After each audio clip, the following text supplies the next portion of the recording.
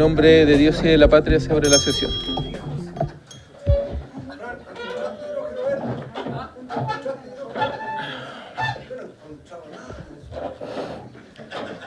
Señora secretaria, entonces dará lectura a la cuenta.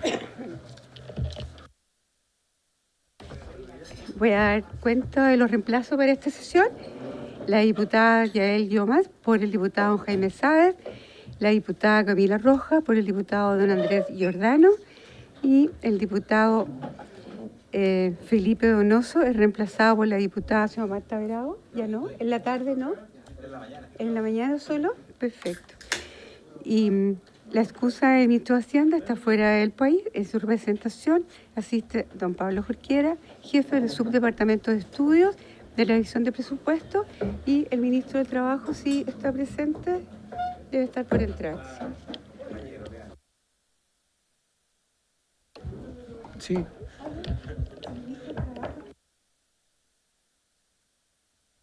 Bien, ¿algo sobre la cuenta? ¿Algo sobre la cuenta? ¿No? ¿Varios? Diputado Donoso. Estamos muy rápido hoy día, presidente. Isa.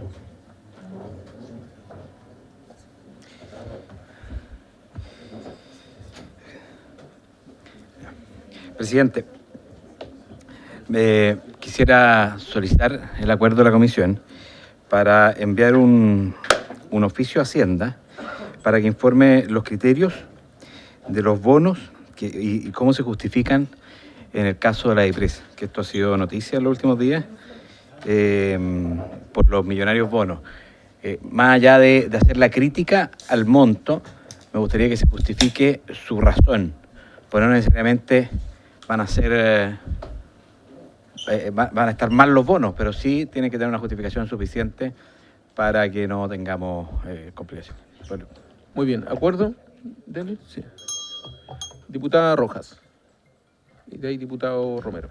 Sí, presidente, hace algunos días, semana pasada si no me equivoco, hice una solicitud desde esta misma comisión a la Tesorería General de la República por la situación de las oficinas de la Tesorería en San Antonio, ¿no? Y quería complementar lo que oficiamos en ese momento, oficiando a la DIPRES, porque hay una situación de que para que la Tesorería General de la República en las distintas provincias puedan tener oficinas, tienen que presentar varias ofertas, ¿ya?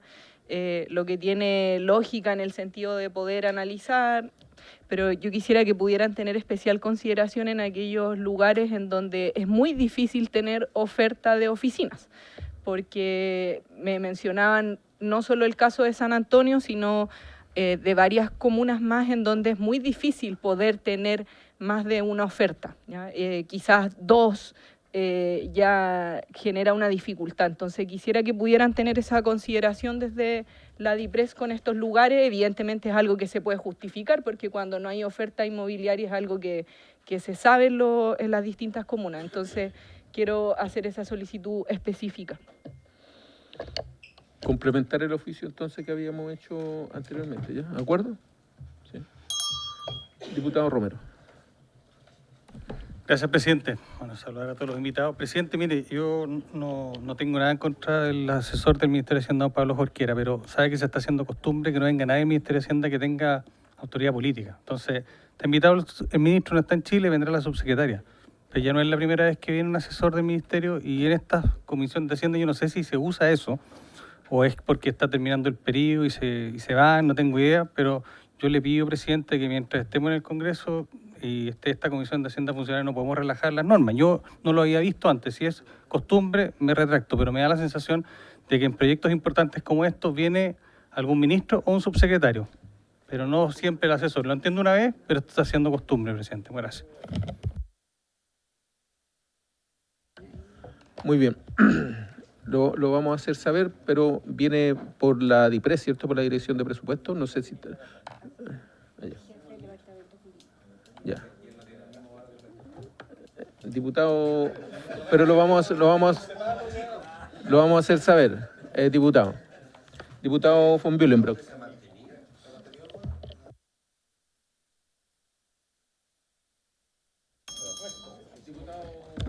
Gracias, presidente.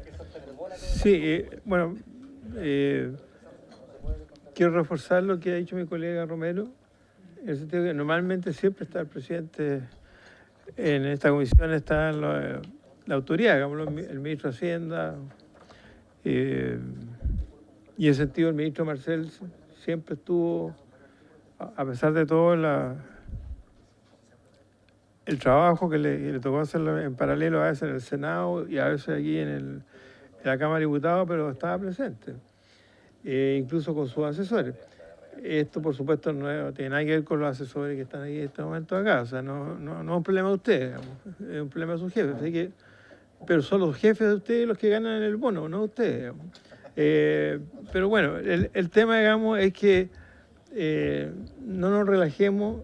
Y también sería bueno por parte de la Secretaría que nos hiciera saber antes cuando se excusan los ministros, ¿ah?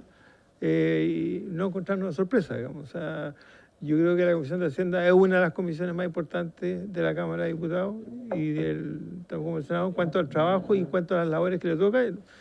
Ya estamos a pocos días de recibir el presupuesto de la Nación 2026. Es un trabajo bastante arduo, no tiene prensa, sobre todo en octubre se está en el Senado, y yo creo que tiene que haber un respeto por la Comisión de Hacienda, como siempre lo han mantenido, independientemente del gobierno de turno. Gracias, presidente. Muy bien, diputado Sepúlveda. No, yo, por su intermedio, entiendo, presidente, lo que plantean mis colegas de Chile Vamos, ¿ah? Y republicano. Y también hago la separación de RN CAS y RN Matei, digamos, porque hay que hacer, digamos, representar a todos los sectores. Pero más que nada, señalarte que sí, efectivamente nos interesa siempre contar, obviamente, con la primera autoridad de Hacienda, y en algunos proyectos lo hemos tenido, y espero que el ministro Grau, cuando retorne a Chile, porque en este momento está en el extranjero, pueda estar en todos aquellos proyectos, pero sin desmerecer a nuestro amigo, que le decíamos con mucho cariño, Marcelino, porque reemplazó muchas veces al ministro Marcel. Lo importante son los datos y los números, y él los tiene. Pero otro detalle que también quiero relevar, está el ministro que encabeza el proyecto técnicamente, que es el ministro del Trabajo. O sea, no es que no esté el Ejecutivo está con el ministro del Trabajo, y la complementariedad la otorga en este momento el representante de Hacienda o de IPRE. Y por lo tanto, yo quería eso colocar sobre la mesa, más allá de que acojo y recojo que obviamente en algunos proyectos y en algunas instancias, sin duda, la presencia del ministro de Hacienda es ineludible, pero en este caso está el Ejecutivo con el ministro que lidera el proyecto, que vamos obviamente a revisar hoy día, y en este caso nuestro amigo Nicolás solamente es un complemento con respecto a la información que cualquiera pueda solicitar y poder entregarla en el momento. Eso, presidente. Muy bien, muchas gracias. ¿Ni un otro más? Entonces pasamos a la orden del día, que tiene por objeto tratar el proyecto de ley originado en mensaje de su excelencia el presidente de la República, que crea un nuevo sistema de subsidio unificado al empleo, al boletín 17.641-13, calificado con urgencia suma. Está invitado el ministro del Trabajo y Seguridad Social, señor Giorgio Bocardo. Bienvenido, ministro. Y el jefe del subdepartamento de estudio de la Dirección de Presupuestos, señor Pablo Jorquera. Así es que, ministro, tiene la palabra para que nos exponga el proyecto. Muy buenas tardes, presidente, diputados, diputadas de la Comisión de Hacienda. El día de hoy tengo la oportunidad de presentarles el proyecto de ley de subsidio unificado al empleo, un proyecto que ya fue discutido en la Comisión de Trabajo y Previsión Social y que apunta justamente a una de las preocupaciones ciudadanas más importantes del último tiempo, como es herramientas para la generación de puestos de trabajo. En ese marco que voy a hacer la presentación de los principales lineamientos del proyecto, también voy a presentar algunas indicaciones que hoy día también presentamos al proyecto a propósito de la discusión que tuvimos en trabajo y que como ministerio comprometimos en su momento para ser presentadas acá en la Comisión de Hacienda, y posteriormente dejaré a Pablo Jorquera para que pueda dar cuenta del informe financiero que acompaña este proyecto. La siguiente, ahí está bien.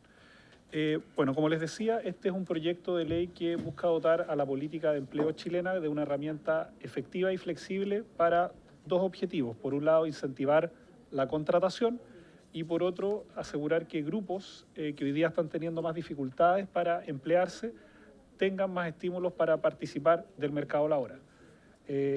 Al mismo tiempo, también es una herramienta que busca hacer proformalización, es decir, ayudar a la formalización de los trabajadores y también tiene un foco en las pymes. Esto a partir de la unificación de 3 herramientas que hoy día existen, como son el subsidio al empleo joven, el bono al trabajo de la mujer y el subsidio previsional al trabajo joven. Esto también a partir de un diagnóstico que tenemos del agotamiento ya de los objetivos que en algún momento cumplieron estos subsidios, más preparados para las características del mercado laboral de comienzos del siglo XX, pero que ya hoy día empiezan a agotarse, y que va a tener un foco fundamentalmente en mujeres y jóvenes, dos grupos que tradicionalmente han sido parte de la política pública, y dos grupos nuevos que no tenían líneas en esta materia, como son personas mayores y personas con discapacidad.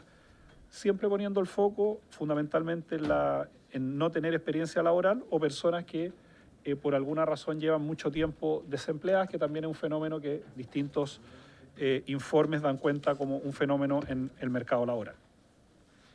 ¿Qué es lo que tenemos hoy en día? La siguiente, por favor. Solamente para que nos hagamos una idea de lo que tenemos hoy en día. Lo que estamos haciendo es unificando 3 subsidios que, como pueden ver, tienen montos anuales del orden de los 74.000, 107.000 y 8.000 millones de pesos. Estamos hablando de cerca de 190.000 millones de pesos que el Estado gasta anualmente y que hoy día no están cumpliendo el objetivo de fomentar la creación de puestos de trabajo. Son presupuestos que además han tenido evaluaciones en algún momento negativas de DIPRES. Ustedes lo han visto en otros proyectos y siempre también discutimos esto en las discusiones presupuestarias. Y aquí me gustaría hacer un segundo énfasis. No solamente queremos que el país cuente con una herramienta mucho más flexible para crear puestos de trabajo, sino que también aquí con el mismo presupuesto, a partir de programas que no tienen una evaluación positiva, estamos haciendo una racionalización de recursos públicos y ocupando estos recursos que ya están asignados en una mejor herramienta de política pública. Por lo tanto, aquí me parece que estamos respondiendo a 2 demandas que creo han sido permanentes en este Congreso, que son, por un lado, leyes que fomenten la creación de puestos de trabajo, pero también que ocupemos de mejor manera los recursos públicos ya disponibles. En ese marco, el actual esquema de subsidios se encuentra, como les decía, es fragmentado. Si ven ahí en los 3 subsidios, hay 3 organismos que participan en la entrega de subsidios. Para los usuarios no es fácil saber a qué ministerio o a qué lugar acudir. En muchos casos se superponen las poblaciones. Tenemos el subsidio al empleo joven y el subsidio previsional para trabajadores jóvenes, es decir, 2 herramientas que apuntan a poblaciones parecidas. Se les piden muchas veces requisitos diferentes y por lo tanto, finalmente, como les decía, hoy el promedio de los subsidios equivale a un monto pequeñito, solamente un 9,5 del ingreso mínimo mensual, y porque además todos estos montos quedaron fijados por leyes y por lo tanto son rígidos al momento en que pasa alguna contingencia y queremos ocupar estas herramientas. Yo siempre ocupo este ejemplo, teniendo un subsidio al empleo joven y el bono al trabajo a la mujer. Durante la pandemia tuvimos que crear una línea paralela de IFE joven e IFE mujeres.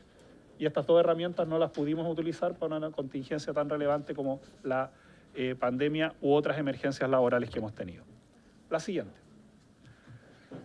¿En qué consiste? ¿Cuáles son los principales componentes de este proyecto? El primero, crear un acceso directo y simplificado a los subsidios, es decir, no hay postulaciones, sino que en la medida que las personas cumplan con los requisitos, con datos que además el Estado ya conoce, es decir, no le vamos a pedir información a las personas de datos que ya el Estado cuente, más bien solicitarlo y no hacer una postulación. Es decir, cumpliendo con los requisitos, las personas se les tiene que otorgar el subsidio. Mayores incentivos a la formalidad, dado que ahora el subsidio máximo equivalente va a corresponder a un 35% del ingreso mínimo mensual actual, sumado al empleador y trabajador, y también con montos mínimos asegurados. Fortalece el incentivo a la contratación, porque vamos a entregar un monto a la empresa y otro al trabajador, y aumenta los grupos de beneficiarios creando estas 2 nuevas líneas. Línea de mayores, personas de más de 55 años que hoy día están teniendo dificultades para insertarse en el mercado laboral, sobre todo una vez que pierden su trabajo. Y personas con discapacidad que sabemos que bien tenemos una ley de inclusión laboral, tenemos una cuota, tenemos incluso una ley que aumentó la cuota bajo ciertas condiciones, seguimos teniendo una brecha importante en esta materia. Acotamos la duración del beneficio, por ejemplo, en el caso del subsidio al empleo joven, el subsidio podría durar hasta 7 años, hay que interrogarse si es que efectivamente un subsidio que dura 7 años en una persona está cumpliendo con sus objetivos. Y por lo tanto mejoramos los montos y lo focalizamos en una duración de 12 meses, a partir también de la evidencia, lo pudimos revisar en las audiencias de trabajo, en torno a que era un periodo razonable, considerando además las limitaciones presupuestarias que tenemos en este momento, pero era un monto que más o menos las distintas evidencias habían señalado como razonable. Se enfoca en quienes no tienen experiencia laboral formal o han perdido su trabajo formal, y flexibiliza la normativa permitiendo ajustes de parámetros sin cambio legal. Esto porque es importante, porque cuando ocurre una contingencia en el empleo, una emergencia climática o en otros casos una crisis económica internacional, entre los tiempos que demora la tramitación en el Parlamento, que el Ejecutivo decida hacer los cambios y finalmente el proyecto se ajusta, probablemente ya la situación del empleo cambió y la herramienta llega tarde. Por lo tanto, este proyecto establece una serie de mecanismos para que los gobiernos de turno tengan más flexibilidad para afrontar este tipo de desafíos. ¿Cuáles son los grupos prioritarios? Línea de mujeres de 25 a 54 años, esto básicamente porque hay una línea de jóvenes y una línea de personas mayores, pero las mujeres tienen la totalidad de la trayectoria etaria para poder acceder a este beneficio. Sabemos que es el grupo que hoy día más apoyo requiere para emplearse. Líneas jóvenes, línea mayores y líneas con discapacidad, donde aquí, salvo en la línea de discapacidad, se incorpora, al igual que como ya existía en los subsidios que estamos modificando, un criterio de focalización del 40% del registro social de hogares, que este es el criterio de inicio, pero eventualmente futuros gobiernos con nuevas líneas presupuestarias posiblemente lo podrían modificar. Salvo la línea de discapacidad, que entendemos ya es en sí mismo una condición que requiere de un apoyo, por lo tanto ahí no hay focalización de registro social de hogares. La siguiente. Bueno, aquí algunos de los requisitos adicionales: pertenecen a alguno de los grupos prioritarios, ser trabajador dependiente regido por el Código del Trabajo, y también trabajadores independientes siempre que registren rentas en la ley sobre impuesto a la renta y tener pago de cotizaciones previsionales al día, un máximo de renta bruta mensual de 2,25 ingresos mínimos mensuales, y aquí, para evitar también algunos usos que no sean los más adecuados para el subsidio, incorporamos algunos requisitos como que tenga un máximo de 3 meses de antigüedad, es decir, que esto sea para crear nuevos puestos de trabajo y no como a veces ocurre hoy día, que se pasa la planilla laboral de la empresa para tomar la mayor cantidad de subsidios con independencia si la empresa iba a contratar a una persona o no, sino que aquí tiene que tener un máximo de 3 meses de antigüedad. Es decir, desde que se contrata a la nueva persona va a tener hasta 3 meses para postular al subsidio, pero no es para que personas que llevan más de 3 meses, 6 meses en la empresa ocupen ese subsidio. Y escasa experiencia laboral, es decir, que por ejemplo tengan 6 meses de desempleo, es decir, por ejemplo, un joven sin experiencia laboral formal es una persona que califica para este subsidio. Una persona que tuvo que salir, por ejemplo, una mujer que tuvo que salir del mercado laboral por distintas razones, es este subsidio, o bien una persona que tenga 8 más meses de desempleo discontinuo. Pero el objetivo de esto es que nos enfoquemos sobre todo en las personas porque en general el tiempo de rotación normal de una persona pierde un trabajo hasta que encuentra otro, mayoritariamente es de menos de 3 meses. Esos son los tiempos razonables en que una persona pierde el trabajo, va a buscar otro trabajo, la entrevista, la contrata. Pero ya cuando tenemos desempleos de más de 6 meses, por cada mes adicional de desempleo, las probabilidades de encontrar trabajo van disminuyendo. Por lo tanto, aquí estamos enfocando en un grupo que es grande, no es pequeño, y que busca recoger también esta demanda de incentivar la contratación, por ejemplo, de personas que no tienen experiencia laboral. Respecto a los beneficios, tenemos un esquema de distribución del beneficio donde el monto máximo del subsidio, en el caso de los trabajadores, se encuentra en aquellas personas que reciben entre 1 y 1,25 ingresos mínimos mensuales, que es la figura que se ve en el lado de arriba, y en la figura de abajo tenemos el subsidio al empleador, donde el máximo del subsidio se entrega en 1,25 ingresos mínimos mensuales. Esto es básicamente para incentivar que, en este caso, esté un poquito más arriba del mínimo el máximo, entendiendo además que sabemos que hoy día la mediana de ingresos del país está del orden de los 665.000 pesos, que coincide justamente con el monto máximo de subsidio. Y con esta forma también aseguramos cierto mínimo de subsidio para las personas que tienen los ingresos más bajos, es decir, hay un monto mínimo asegurado, porque también sabemos que muchas personas que a veces reciben un monto demasiado pequeño del Estado, estos programas más bien lo que generan es molestia, insatisfacción por recibir tan bajos montos. La siguiente, por favor. Bueno, aquí básicamente hay un resumen del esquema de beneficios que recibiría un trabajador o un empleador. En el caso del trabajador, estamos hablando de un esquema que alcanza su máximo de subsidio en el tramo C, es decir, personas que ganen entre el mínimo mensual actual y 661.000 pesos, que eso implicaría un 10% del salario mínimo. Y para personas que ya se acercan a montos mayores a eso, un esquema decreciente hasta alcanzar el mínimo que aparece en la fila E de la tabla de trabajadores. Y en el caso de los empleadores, estamos hablando de dos montos, uno que establece un 20% de la remuneración hasta 661.000 pesos, que es del orden de los 132.000 pesos por empleador, y alrededor de 52.000 máximo por trabajador, y decreciente para aquellos que vayan pagando sobre los 661.000 pesos. La siguiente, por favor.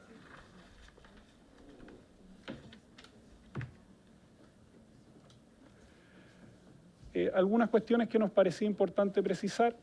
Actualmente el subsidio al empleo joven tiene una duración de aproximadamente 7 años, lo cual como política pública es muy difícil de sostener que efectivamente una persona que está recibiendo por 7 años montos de 10.000, 15.000 pesos mensuales, primero sea un incentivo del empleador para contratar y dos sea un incentivo del trabajador para salir a buscar trabajo. Y por lo tanto estos eran montos que a nuestro juicio finalmente no hacían que se moviera la aguja. O sea, ni un empleador contrataba por la existencia de este subsidio, ni un trabajador salía a buscar trabajo por la existencia de este subsidio. Y en el caso del bono trabajador, de hasta 4 años. Y aquí justamente proponemos este ajuste a los 12 meses de beneficios para trabajadores y empleadores, entendiendo que es un tiempo razonable donde el riesgo de contratar, los tiempos de entrenamiento, de que la persona aprenda a trabajar, que se internalice en la empresa, son un tiempo razonable de acompañamiento de este subsidio, entendiendo que son subsidios que buscan estimular la contratación, pero que no pueden ser considerados como parte de los ingresos permanentes de la empresa para funcionar, como parte de los costos de la planilla regular de salario. Y en el caso de la línea de discapacidad, después lo pueden observar en una indicación que incorporamos ahora, después de escuchar algunas organizaciones que promueven la participación, la inclusión laboral, y también en un debate que tuvimos en la Comisión de Trabajo, a partir también de una prevención que nos hizo el diputado Undurraga, pero que entendimos que fue compartida por la mayoría de los parlamentarios, de la totalidad de los parlamentarios de la comisión, es que en el caso de discapacidad lo eleváramos a 15 meses porque las adecuaciones necesarias que tienen que hacer los empleadores para contratar a personas con discapacidad podían requerir de un poco más de tiempo. Y dentro de los marcos fiscales que teníamos para este proyecto, nos pareció razonable que en el caso de la discapacidad, además de no incorporarse el registro social de hogares como criterio, que el subsidio durara no 12 meses, sino que hasta 15 meses también, para dar una señal de promover también este tipo de contrataciones que sabemos que no han sido fáciles. Ustedes han recibido de parte del Ministerio los informes anuales sobre el cumplimiento de la Ley de Inclusión Laboral y todavía tenemos desafíos importantes allí. La siguiente, por favor. Bueno, aquí este es otro elemento que nos parecía importante desplegar.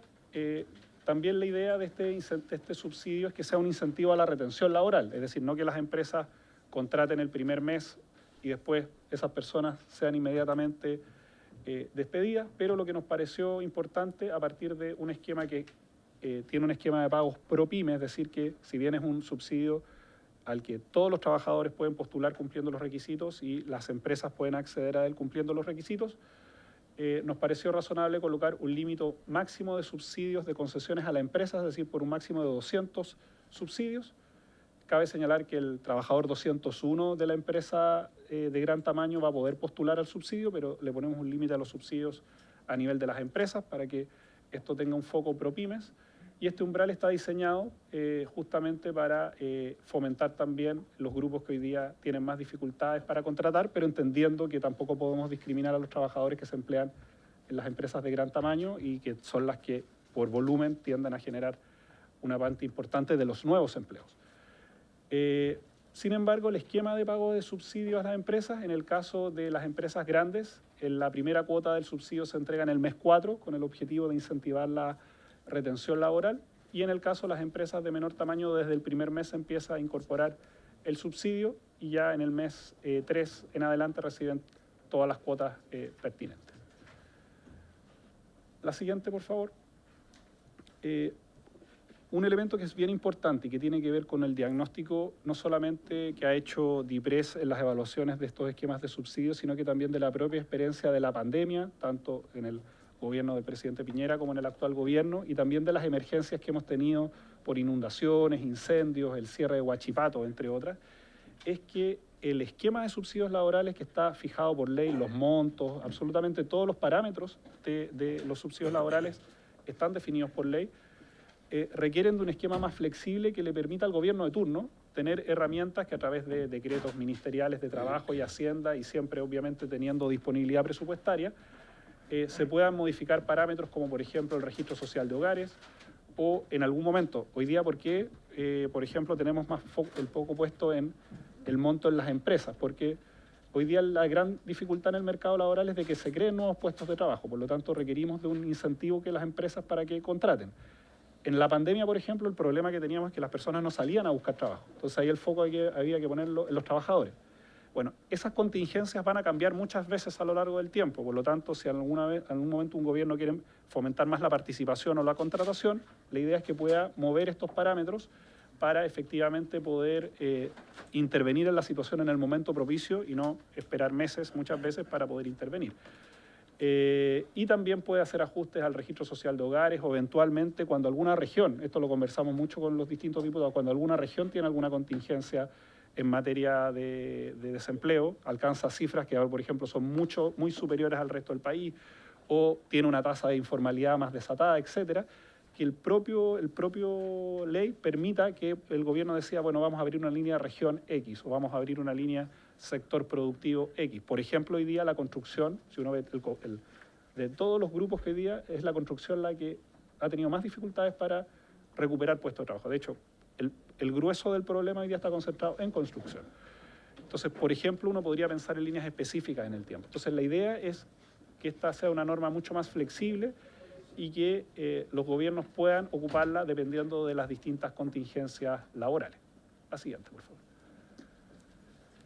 Y aquí solamente para terminar mi parte de la presentación, indicar el sentido de estas 4 indicaciones. Indicamos 4 artículos, el resto de los artículos que tienen el comparado fueron aprobados ya sea porque fueron las indicaciones que originalmente presentó el Ejecutivo, o bien porque ahí se aprobaron indicaciones que presentaron distintos parlamentarios, pero como Ejecutivo comprometimos 4 indicaciones que buscaban responder a ciertas preocupaciones de los parlamentarios y que planteamos que por los tiempos preferíamos presentarlas aquí en Hacienda para poder continuar la tramitación del proyecto de ley. En primer lugar, se abrió una discusión respecto a el guarismo que estaba fijado de ingreso mínimo mensual de 529.000 pesos y que tiene un mecanismo de reajuste de IPC para los siguientes años, pero se nos hizo la consulta de cómo se establecía un mecanismo si es que el gobierno de turno quería, por ejemplo, fijar en futuros reajustes el nuevo salario mínimo como la base de cálculo de todo el sistema de subsidios. Hay que recordar que ese guarismo, el ingreso mínimo mensual, es la base de cálculo de todos los montos que les he presentado en esta presentación. Entonces, lo que establecimos ahí, que estaba dicho, pero después de recoger las observaciones de los parlamentarios de forma poco clara, en el artículo 8, donde se establece todo el mecanismo que tienen los ministerios del Trabajo y Hacienda para hacer modificaciones a los parámetros, es que quedara de forma mucho más clara que el guarismo se va a reajustar por IPC, que se reajustaría por IPC hasta el valor del ingreso mínimo mensual, en principio siempre el IPC es el desde, es decir, el mínimo por el reajuste, pero también siempre está la posibilidad de que el Ejecutivo decida hacer el ajuste por ingreso mínimo mensual y el mecanismo está establecido en el artículo 8. La siguiente, por favor. Después en el artículo 10 y después en dos artículos donde establecemos el aporte monetario a las empresas y a los trabajadores, se nos indicó que la redacción de los artículos era muy compleja y que por lo tanto no era tan fácil advertir el mecanismo de cálculo, y para ello incorporamos de forma explícita las fórmulas y una tabla que indica cómo se hace el cálculo de los montos, cómo en el articulado que se ha hecho. A veces nos ponían el ejemplo de algunos artículos de proyectos de ley de energía u otros donde se incorporan las fórmulas, que nos pareció más claro para que no quedaran dudas respecto a cómo se establecen los aportes monetarios tanto de empleadores como de trabajadores. Y ese es el artículo 10, y de manera espejo también el artículo que viene en la siguiente lámina, que es el 18. Y también se establece, como les decía, esta extensión de 12 a 15 meses de las personas con discapacidad, que esa también es otra modificación que hacemos en las indicaciones propuestas. Entonces, para resumir, en las indicaciones que estamos proponiendo, primero se explicita en el artículo 4 que el reajuste del ingreso mínimo mensual siempre se va a hacer de acuerdo a IPC, o bien está la potestad del Ministerio de Hacienda y de Trabajo de poder hacer el ajuste de acuerdo al reajuste del salario mínimo, que uno no sabe cuál va a ser todos los años, pero que podría ser superior al IPC, y por lo tanto, si hay disponibilidad presupuestaria, el Ejecutivo podría ajustarlo a esa otra alternativa, pero tiene un modo por defecto que es IPC. El artículo 10 y el artículo 18 que explicitan de forma clara cuáles son las fórmulas de cálculo de los guarismos y de los distintos tramos, y la modificación relativa a la extensión de 12 a 15 meses de las personas que tienen discapacidad. El resto de las indicaciones son que al haberse rechazado un artículo en el proyecto se corrieron varios numerales de los artículos, y como se está reponiendo el artículo 4 modificado, se tiene que volver a rectificar varios numerales del proyecto de ley. Bien, y ahora viene la presentación del marco fiscal, que hay que señalar que hay un informe financiero inicial, que es el que se presentó cuando se entregó el proyecto, pero después, como hicimos dos indicaciones, una que incorporó en la Comisión de Trabajo a personas de más de 65 años bajo ciertas condiciones para fortalecer la contratación de personas mayores, y ahora se está incorporando también las personas con la extensión de 12 a 15 meses de personas con discapacidad. Hay dos modificaciones del informe financiero y una de las cuales se está presentando en esta presentación.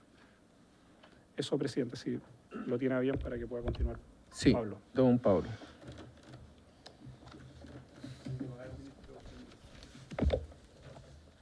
Perfecto. Muchas gracias, señor presidente.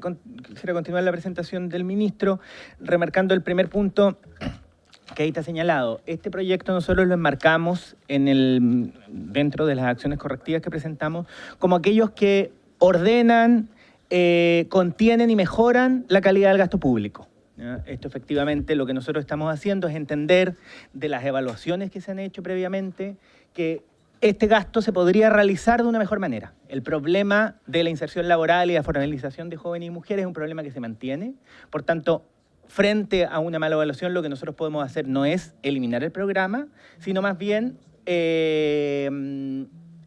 realizarlo y ordenarlo de una manera que realice un gasto mejor. Entonces, ¿qué es lo que hacemos nosotros? Es partir de la base de preguntarnos cuánto es lo que hoy día se gasta en estos subsidios que se están reordenando.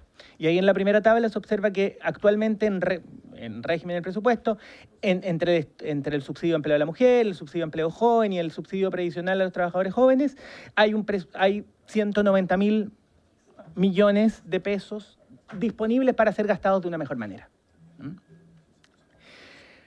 Entonces, ese fue el primer escenario. Después, el siguiente paso que se muestra en la siguiente tabla, y eso está en el IF, en el primer IF que se presentó, lo que hicimos fue analizar la transición. Es decir, acá hay subsidios que ya se asignaron, personas que ya tienen el beneficio, y como decía el ministro, hay personas que tienen hasta 7 años de beneficio. Obviamente eso se modifica con el proyecto de ley en los transitorios, pero efectivamente hay subsidios concedidos, entonces tampoco podemos contar con esos 190.000 millones de un día para otro, ¿no?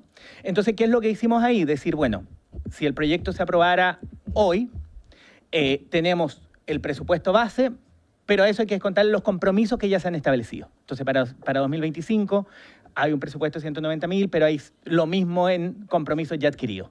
Y esos compromisos ya adquiridos van reduciendo en el tiempo según las normas de los artículos transitorios.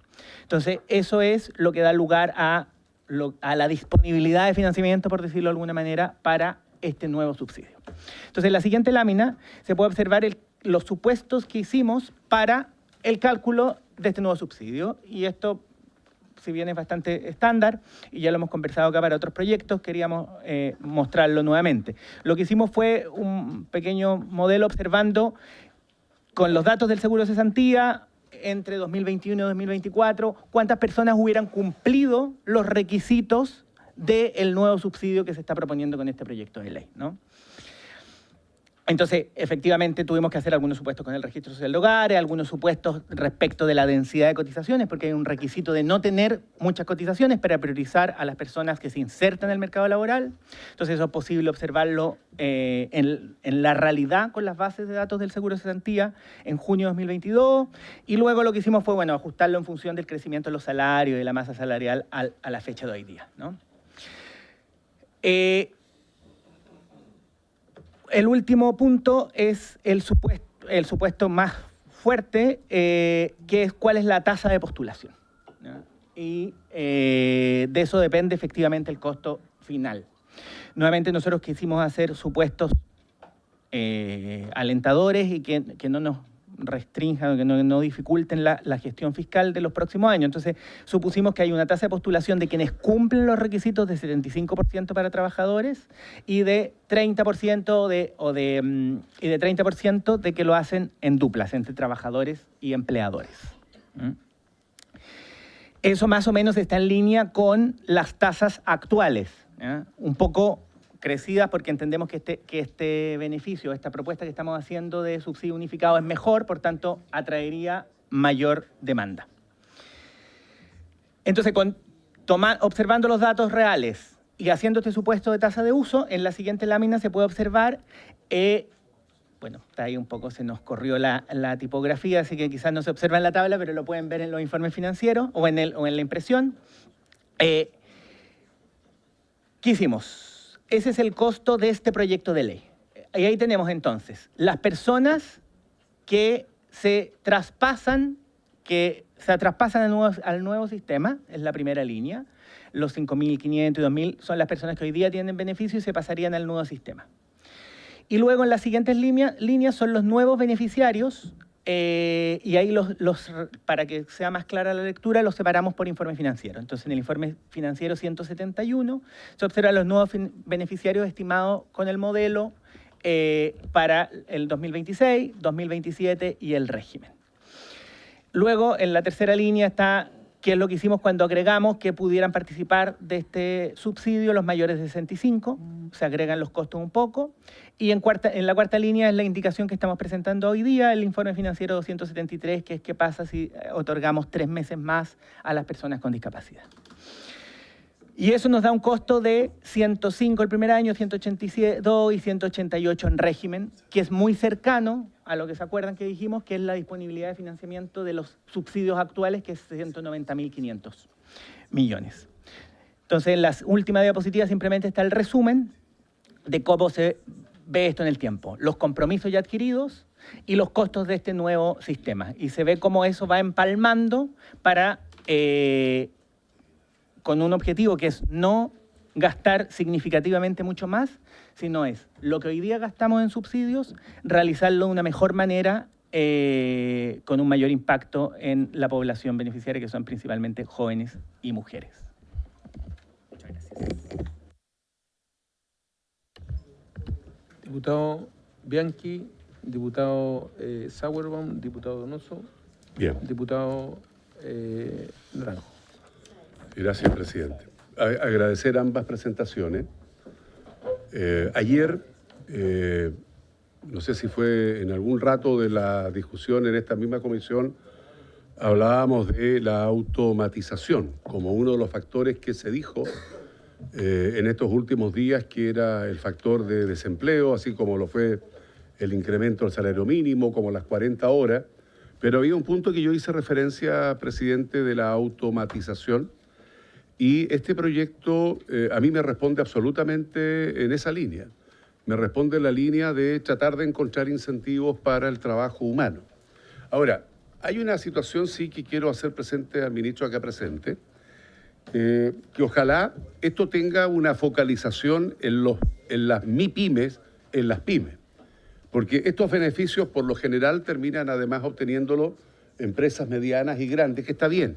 Pero donde nosotros tenemos que ir con mayor respaldo, con mayor apoyo, es precisamente aquellas MIPYMES, aquellos pequeños emprendimientos que les ha costado mucho más el poder responder a el incremento del salario mínimo, a los costos de los créditos, etcétera. Entonces, ojalá exista una focalización particular en este tema.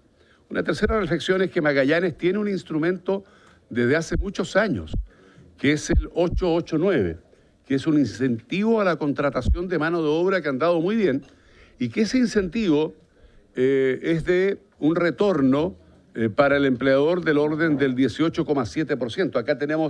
Acá tenemos retornos mucho más significativos. O sea, es un mejor instrumento que por lo menos yo he conocido, que es este que señalo del ex 889, que ha sido muy permanente en el territorio de Magallanes y que lo que hace es tratar de poder, en el fondo, tener mayor contratación de mano de obra. Si me permiten los colegas, una cuarta reflexión tiene que ver con el empleo hoy día en restaurantes, en comercio más pequeño, de personas extranjeras. Hay un límite que es, entiendo yo, del 15% de contratación de personas extranjeras.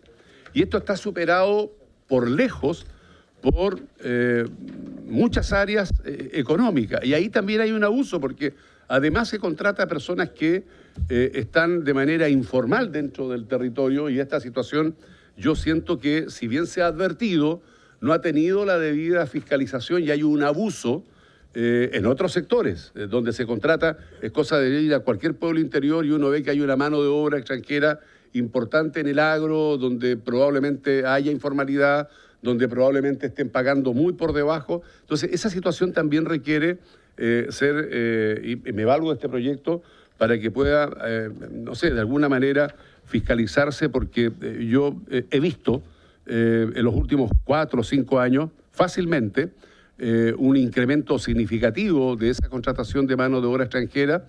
Cuando he podido conversar con algunos de ellos, están de manera informal, ilegal. Cuando le pregunto el sueldo, están ganando 300.000, si es que, o menos. Entonces, hay una situación que a mí me parece que también me quiero valer de este proyecto de ley para que se observe. Entonces, repito, creo que es un muy buen instrumento. Creo que esto en parte va a contribuir a intentar revertir las cifras que a todos nos preocupa.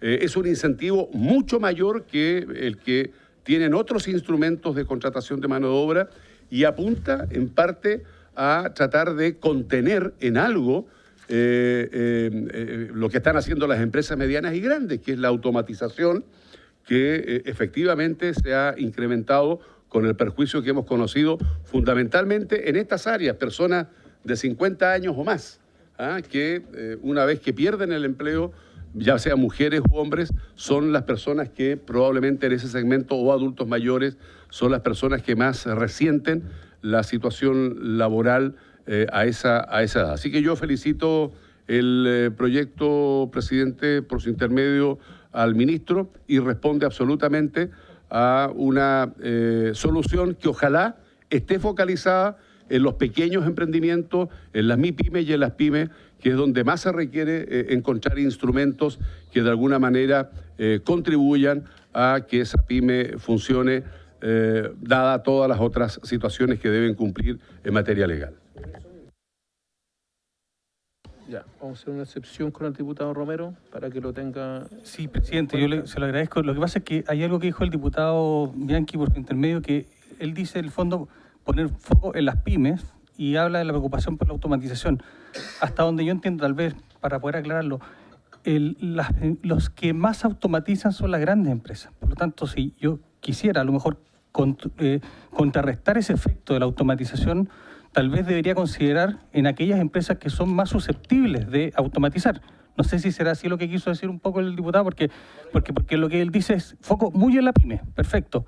Pero cuando también el énfasis en no automatizar, ahí, claro, ahí yo me pierdo, porque en el fondo las que automatizan no son chicas, son grandes. Entonces, ahí si el ministro puede aclarar, no más, eso. Muy bien, diputado Sauerbaum. Frank.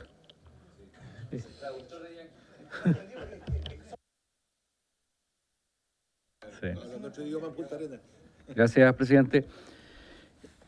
Mire, nosotros vimos este proyecto en la Comisión de Trabajo, hicimos una serie de observaciones que el gobierno se comprometió a presentar, hicimos una serie de modificaciones también de redacción y en general nosotros quedamos bastante conformes. Y primero yo quiero hacer un comentario que no puedo dejar pasar, que este es un hecho bien importante, no solamente por la importancia del subsidio, sino que porque hay un reconocimiento de que hay políticas públicas mal aplicadas. Y aquí hay 3 tipos de subsidios que fueron mal evaluados por la DIPRES hace mucho tiempo y que hoy día se hace un esfuerzo para poder cambiarlo. Y eso es totalmente valorable y nosotros creemos que es la línea que lo que hay que hacer para ir justamente focalizando el gasto en lo que realmente nos trae un beneficio fiscal. Además, de alguna manera también tenemos un cierto ahorro fiscal, ¿cierto?, en el largo plazo cuando ya el proyecto esté en régimen, por lo tanto nosotros también lo evaluamos positivamente. Ahora, tengo alguna consulta al ministro, a ver si el ministro pudiera aclarar en términos simples cuáles son las diferencias que hay para la postulación al beneficio respecto de los actuales beneficios. Porque yo entiendo que es cierto, el proyecto dice que se simplifica mucho en muchos ámbitos, entonces sería bueno que quedara bien claro cuál es el trámite que se tiene que hacer, cómo se tiene que hacer, el procedimiento es importante. También una pregunta respecto, se habló aquí de que hay una posibilidad de que postule el 75%, pero no se entiende muy bien el 75% de qué, de los cesantes, de los que son informales, entonces no se entiende muy bien a qué se refiere con ese 75% que se expone en la exposición que se hizo recién.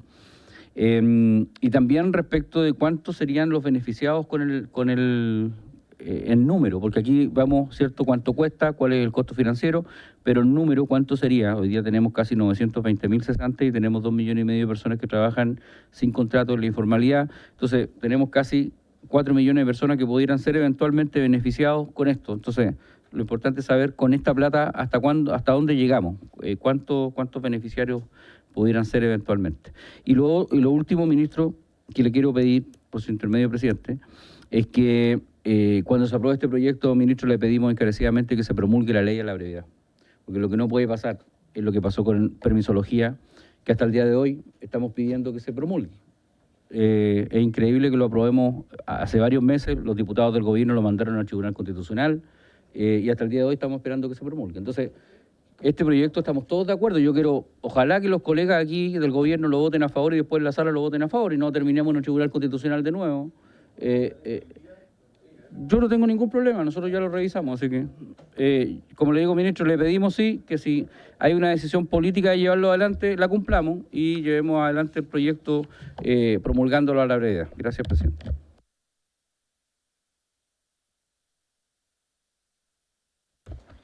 Gracias, presidente. Tengo varias dudas. Me cuesta entender por qué nos referimos al... Se dijo que se incorpora una indicación en el artículo 4, una nueva indicación, pero sin sacar el guarismo de 529.000. ¿Por qué mantener el guarismo y no hacer referencia al artículo en que está el sueldo mínimo? Porque en definitiva aquí generaríamos un nuevo sueldo mínimo legal. Tendríamos una definición en esta ley y otra en el reajuste. Es mejor hacer una referencia y no tener la posibilidad de equivocarnos, digamos. Recordemos que además este 529.000 va a cambiar el 1 de enero, cuando esta ley ya va a estar atrasada. Entonces,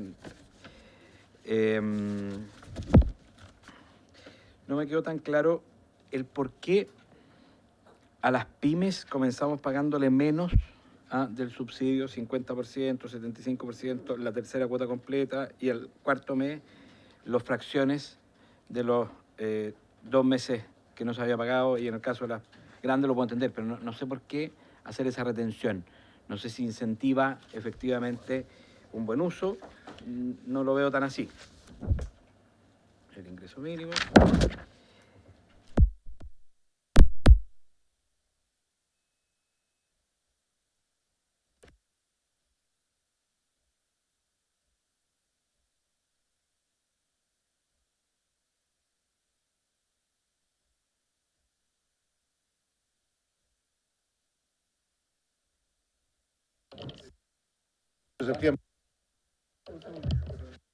Se fue a bailar cueca, ahí está. Ahí sí. Siempre me censura mi compañero. Y el artículo 17, está aquí, me perdió. Pero en el artículo 17 se hace un tratamiento tributario distinto de este subsidio.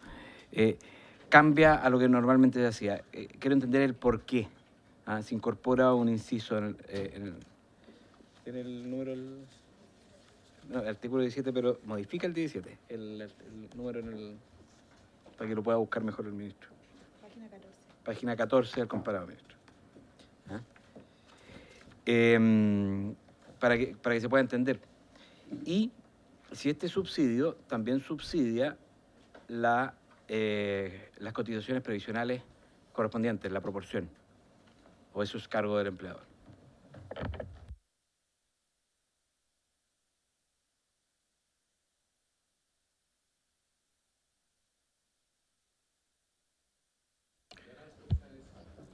Gracias, presidente.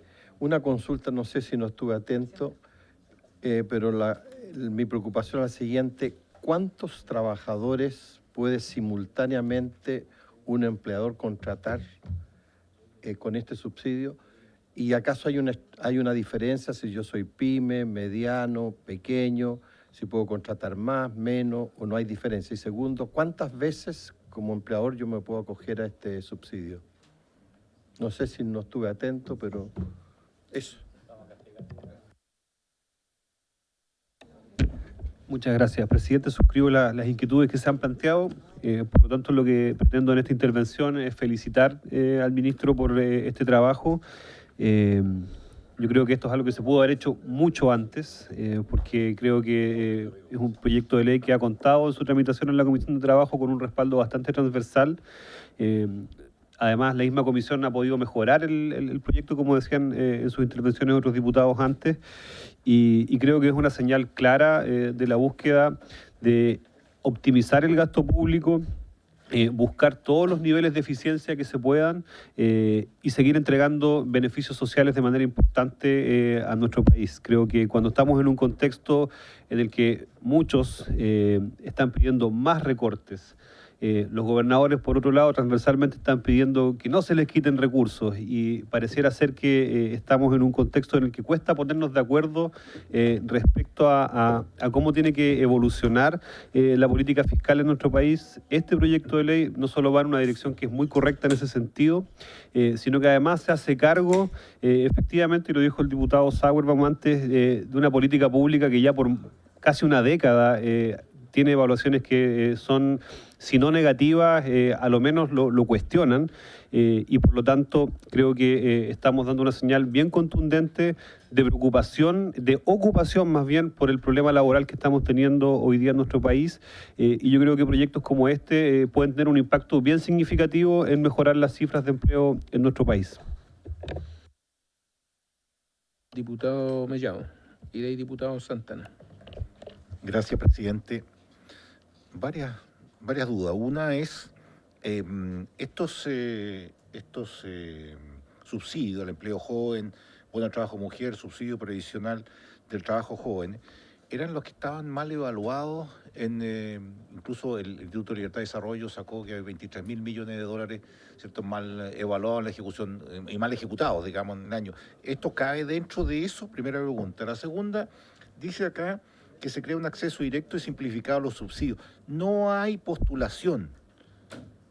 Entonces, si no hay postulación, ¿cómo se accede? O sea, por orden de llegada, y entonces van a llegar las grandes primero y se van a ocupar toda la plata.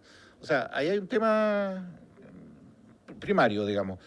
Segundo, sobre el tema de la cantidad que se va a colocar cuando hay, por ejemplo, informalidad en la Araucanía, ya que otros hablan de Magallanes, yo voy a hablar de la Araucanía, hay un 37% de informalidad. 37% de informalidad. O sea, quiere decir que nos podemos ocupar. ¿Y cómo va a ser la forma como el director del CENSE de allá va a tener que postular a estos fondos a medida que se vayan dando los números en el INE? ¿El gobierno va a colocar esa cantidad de recursos para poder formalizar? Aquí, según leía en la ley, hasta las empleadas domésticas caían en este tema también. Por lo tanto, creo que también vale decirlo, digamos. Y el tema que me preocupa, ya lo decía el diputado que me antecedía, porque, mire, las pymes tienen problema de caja. Entonces, el problema es que si usted le quita desde el primer mes, no le da el subsidio, va a tener un problema. Va a tener un problema de caja desde el inicio, digamos. O sea, ahí debería flexibilizar algo en el monto. Es más, después del sexto mes quizás bajar, ya porque ya va a estar capacitado y todo, pero hacer de la informalidad el nuevo contrato y no pagárselo todo, esa diferencia, a lo mejor la caja se le va a apretar a la pyme. Y por último, ¿quién dice que no va a haber un uso político con los ajustes de parámetros sin cambio legal?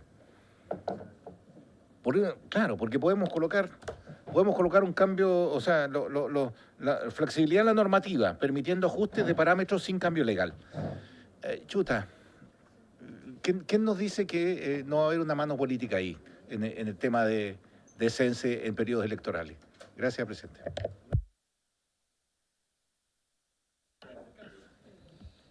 Diputado Santana.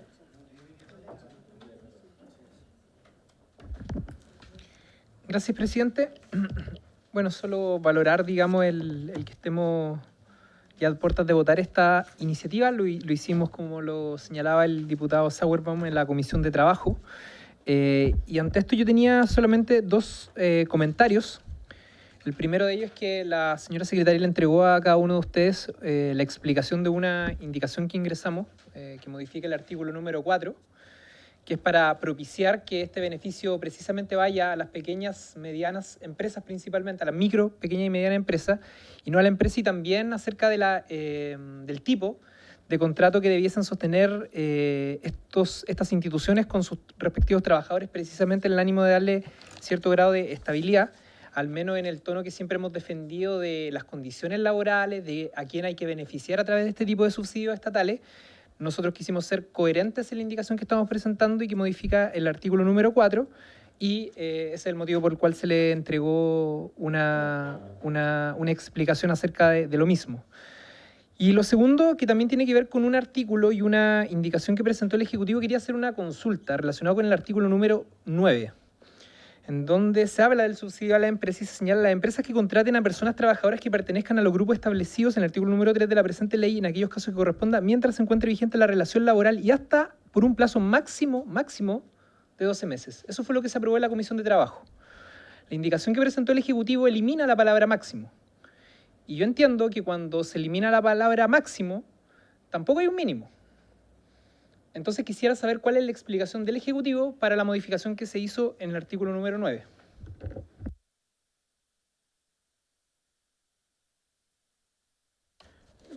Tiene la palabra, ministro. O Pablo, no sé si tiene alguna...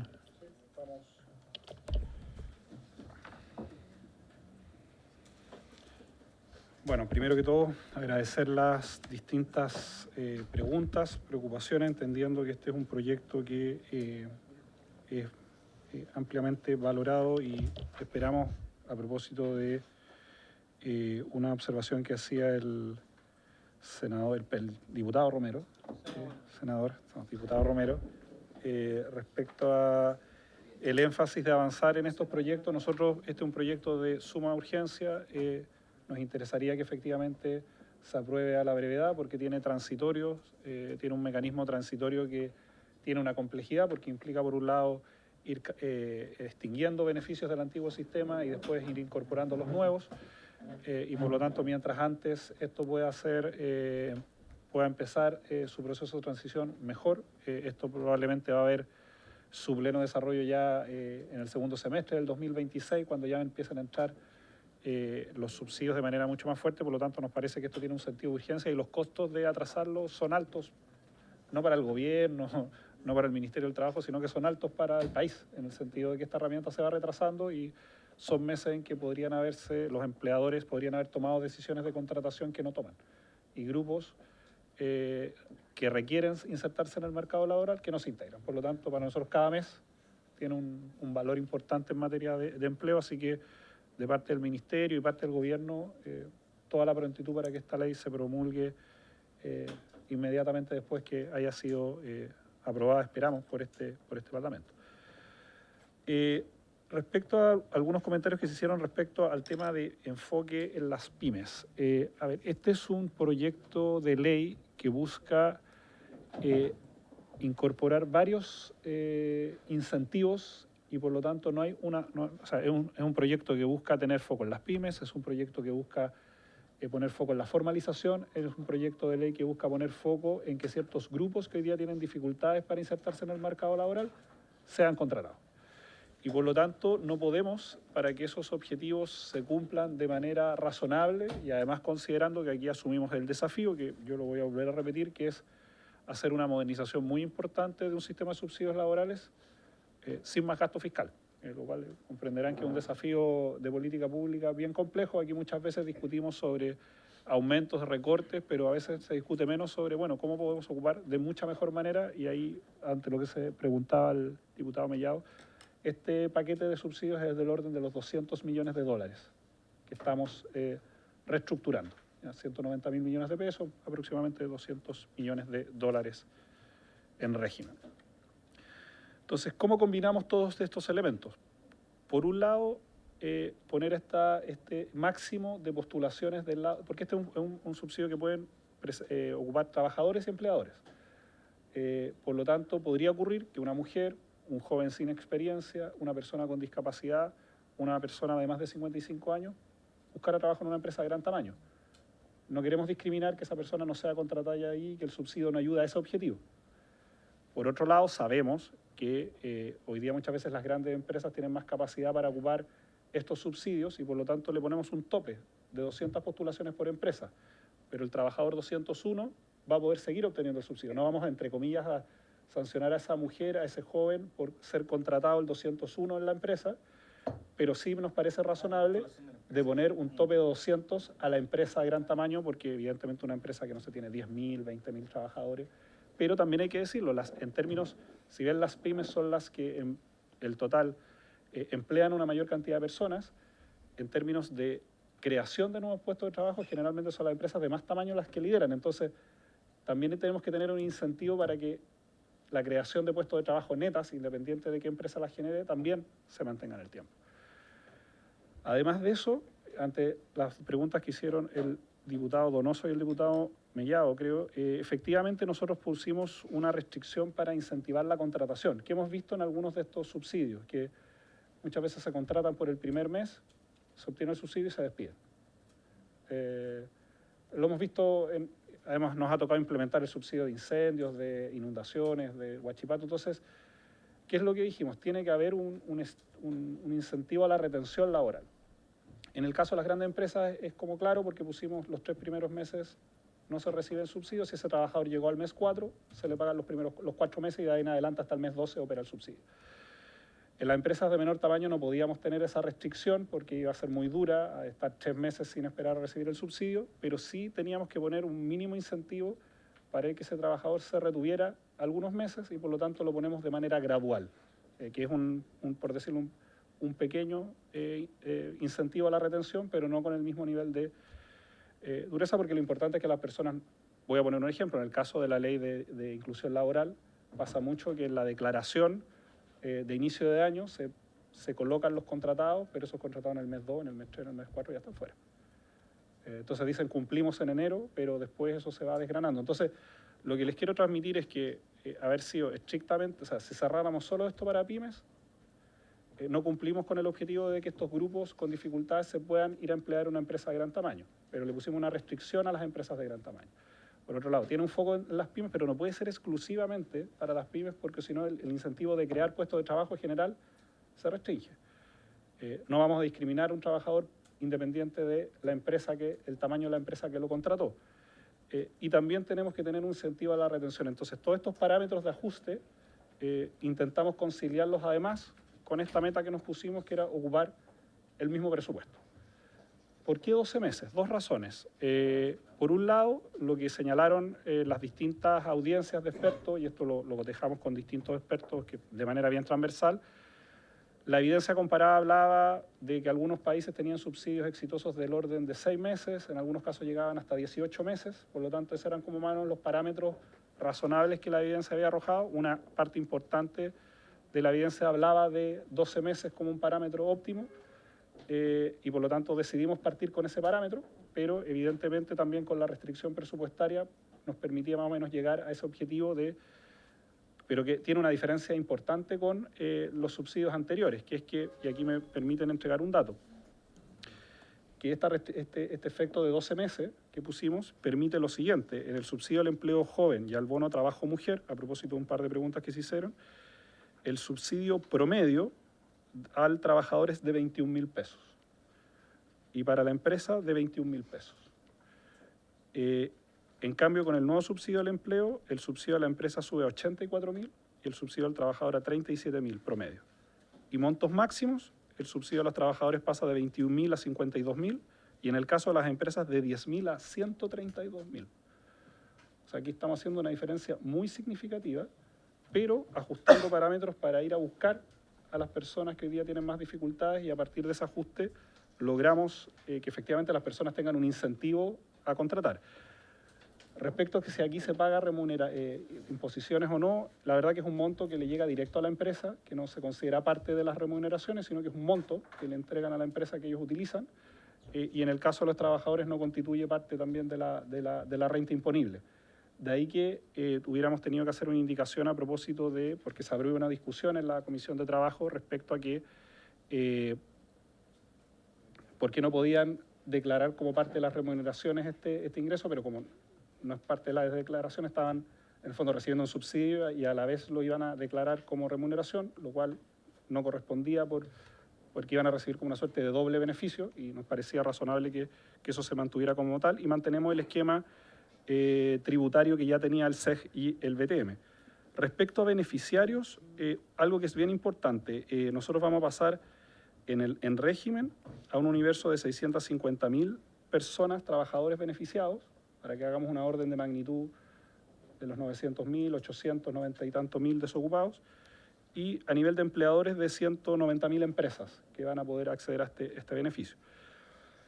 Pero además hay que señalar que había una enorme cantidad de trabajadores que en el sistema antiguo aparecen como beneficiarios, pero con monto cero, o con montos del orden de 2.000 pesos, 3.000 pesos. Por lo tanto, si uno va como a los números de beneficio efectivo, estamos hablando que aumentando los montos, estamos hablando del orden de 650.000 trabajadores. Un objetivo adicional en materia de este subsidio, la formalización. Efectivamente, nosotros aquí no solamente va a haber una oportunidad que una empresa contrate a una nueva persona. Yo lo he señalado en otras presentaciones que hablamos harto de informalidad laboral. Hemos dicho que la tasa ha descendido parcialmente, pero está en sus niveles más bajos de los registros que tenemos, pero hay un dato que no es menor. De los 2.4 millones de trabajadores informales, cerca de 750.000 son trabajadores informales que trabajan en empresas formales. Y por lo tanto tenemos y en su mayoría son jóvenes, mujeres, personas de más de 55 años y en pymes. Por lo tanto, uno debiera esperar además que esto sea también una oportunidad de las empresas para formalizar. ¿Ya? El diputado Mellado preguntaba qué pasa con esto de pasar de que esto es de que se postula, que se solicita, y qué pasa si llegan primero algunas empresas y ocupan los montos. Pablo Jorquera ya explicaba que esto tiene estimaciones de tasa de uso a partir de, en general, todos los proyectos. No sé, hemos discutido muchos proyectos que tienen tasas de uso razonables. Dos cuestiones importantes. La primera es que aquí cuando pasamos de acceso a solicitudes, que la persona, si cumple los requisitos, solicita, por lo tanto no es que en algún momento se acaben los cupos. Eso es bien importante señalar. Si bien hay estimaciones iniciales de parámetros, hoy día el SEC y el BTM también, si es que en el caso de que efectivamente haya más postulantes de la tasa histórica, que es bien regular, hay que decirlo, pero de la tasa histórica hay que seguir financiando esos subsidios mientras se soliciten. Por lo tanto, no es que una empresa de gran tamaño ocupe las 200 postulaciones y llega la empresa pequeña y se queda sin subsidios. No va a haber empresa de menor tamaño que teniendo trabajadores que cumplen los requisitos y que la empresa lo solicite, que se vaya a quedar sin este subsidio. Potencialmente podría ocurrir y el proyecto incorpora que el Estado tiene que incorporar estos presupuestos. Por lo tanto, para el caso suyo de la Araucanía, ante la pregunta, no hay empresa de menor tamaño que se vaya a quedar sin ese subsidio, como ocurre hoy día en el SEC y el BTM, que, vuelvo a insistir, tiene tasas de uso muy estables, y que uno las puede más o menos proyectar bajo ciertos parámetros sociodemográficos, pero eventualmente, si en un año anómalo hubiera una mayor postulación en SEC y BTM, nosotros como ministerio, a través de CENSE, tenemos la obligación de financiar ese subsidio. Ahora, esas estimaciones que presentó Pablo Jorquera también presuponen eventuales aumentos inesperados y por lo tanto son tasas de uso altas y en ese sentido conservadoras justamente para incorporar esos potenciales efectos. Pero no hay pyme que se quede fuera de esto, por lo tanto la restricción de 200 personas le pone una limitación a la empresa de gran tamaño, pero las empresas pequeñas no se van a quedar fuera por esto. De ahí que insistamos que esto tiene un foco pro pyme bien claro. Y a propósito de cómo se postula, efectivamente hoy día la postulación es engorrosa, uno lo puede hacer a través de CENSE, a través de distintas páginas sociales, pero aquí también aprovechando otros proyectos de ley que en este Congreso se han aprobado, como es la ventanilla única social. Hoy día un trabajador va a poder saber si cumple con el registro social de hogares, si cumple con los requisitos de ingreso y otros, y por lo tanto va a haber un mecanismo único, una ventanilla única de subsidio, y además en el propio proyecto de ley se establece una suerte de calculadora que va a estar en CENSE para que las personas sepan, una vez que ya saben su remuneración, puedan saber exactamente cuál es el subsidio que le pagan. Pero va a haber una ventanilla única donde los datos que el Estado ya conoce de la persona que solicita, no le vamos a pedir el papel, no le vamos a pedir que vaya a MMDS a pedirnos el registro social de hogares, no le vamos a pedir que vaya un certificado de cotizaciones de los últimos 6 meses, porque toda esa información la tenemos en el Ministerio. Por lo tanto, va a haber una ventanilla única, pero además no le vamos a pedir papeles que ya el Estado sabe, solamente sabiendo que él está solicitando con un RUT y una clave única. Y respecto a la capacitación, solamente destacar que en el artículo 26 de este proyecto viene una pequeña modificación a la ley de CENSE, que establece específicamente que CENSE va a tener la obligación de que a las personas que acceden a este subsidio crear una línea preferente de capacitación, porque entendemos que son personas que o han tenido empleo de larga duración, o son grupos más vulnerables, o que podrían tener alguna dificultad, por lo tanto se habla de una línea prioritaria en CENSE. Respecto a la pregunta de los 529.000 pesos, bien, me gustaría leerla cómo quedó finalmente la redacción del artículo 4, letra C, que dice: el ingreso mínimo mensual para efectos de esta ley corresponde a 529.000 pesos, el que será reajustado conforme a la variación del IPC de precios del consumidor, que ese es el ajuste por default, pero en el debate que tuvimos en la Comisión de Trabajo se abrió un debate respecto a si quedaba con un reajuste automático o no. Hay un tema de dos temas que discutimos ahí que nos parecía que esta indicación podía un poco resolver la discusión. Primero, que siempre estuviera la facultad del gobierno, del Ministerio de Hacienda y el Ministerio del Trabajo, de poder ajustar el automático por índice de precio al consumidor, pero, por ejemplo, si es que el reajuste del salario mínimo le ganaba a la inflación, habiendo disponibilidad presupuestaria se podía hacer este ajuste adicional. Y segundo, porque nos pareció que, entendiendo que este es un proyecto que tiene un foco en subsidios al empleo, dejar anclada automáticamente ambas discusiones parecía que le incorporaba elementos a ambas problemáticos. Entonces nos pareció más limpio esta redacción, entendiendo que la potestad del Ejecutivo de modificar a un nuevo salario mínimo está, pero entendiendo que siempre el mínimo siempre es el ajuste de índices de precio al consumidor.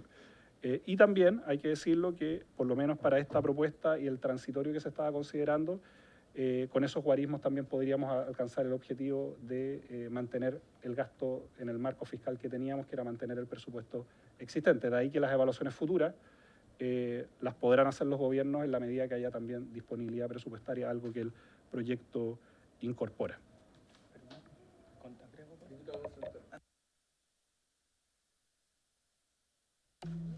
Sí, yo voy a complementar, si me permite complementar dos o tres cosas. Uno, efectivamente, complementando lo que decía el ministro, aquí nosotros hacemos un supuesto de uso, ¿no? Y efectivamente lo que usamos de esa tasa de uso representa, miramos personas que efectivamente cumplieron los requisitos, sabemos quiénes tienen... quienes están contratados y no tienen la masa de cotizaciones previas de 6 meses continuos, 8 discontinuos, sabemos quiénes son del 40% más del registro social de hogares o lo estimamos, sabemos quiénes tienen una renta inferior a 2,25 ingresos mínimos, entonces sabemos hacia atrás y con eso decimos estos son los potenciales beneficiarios y sobre esos potenciales beneficiarios que estén contratados calculamos una tasa de uso ya sea individual o en dupla con la empresa, ¿no? Entonces, efectivamente, lo que nosotros tratamos de hacer siempre en los proyectos de ley es un principio conservador de la contabilidad, es decir, ponernos en el peor escenario. Por eso ponemos una tasa alta que creemos que no nos vamos a pasar. Por su intermedio, señor presidente, el diputado Mellado nos consultaba respecto de las evaluaciones. Y efectivamente creo que este proyecto nos permite dar una discusión bien interesante que es respecto a las evaluaciones, porque lo que tenemos que tener en cuenta es que efectivamente no existe un criterio que uno diga es una mala evaluación. El panel evaluador nunca dice ciérrelo, ¿no? Puedo encontrar, respecto a la coherencia del diseño del programa, no es consistente con el propósito. Pero después dice los problemas que afectan a la población joven que dio origen al programa siguen vigentes. Entonces, efectivamente, una evaluación nunca dice esto está muy mal, ciérrelo si no tiene, de hecho hay otras cosas que dice que está bien, la focalización dice que está correcta, entonces no es blanco y negro las evaluaciones de programa.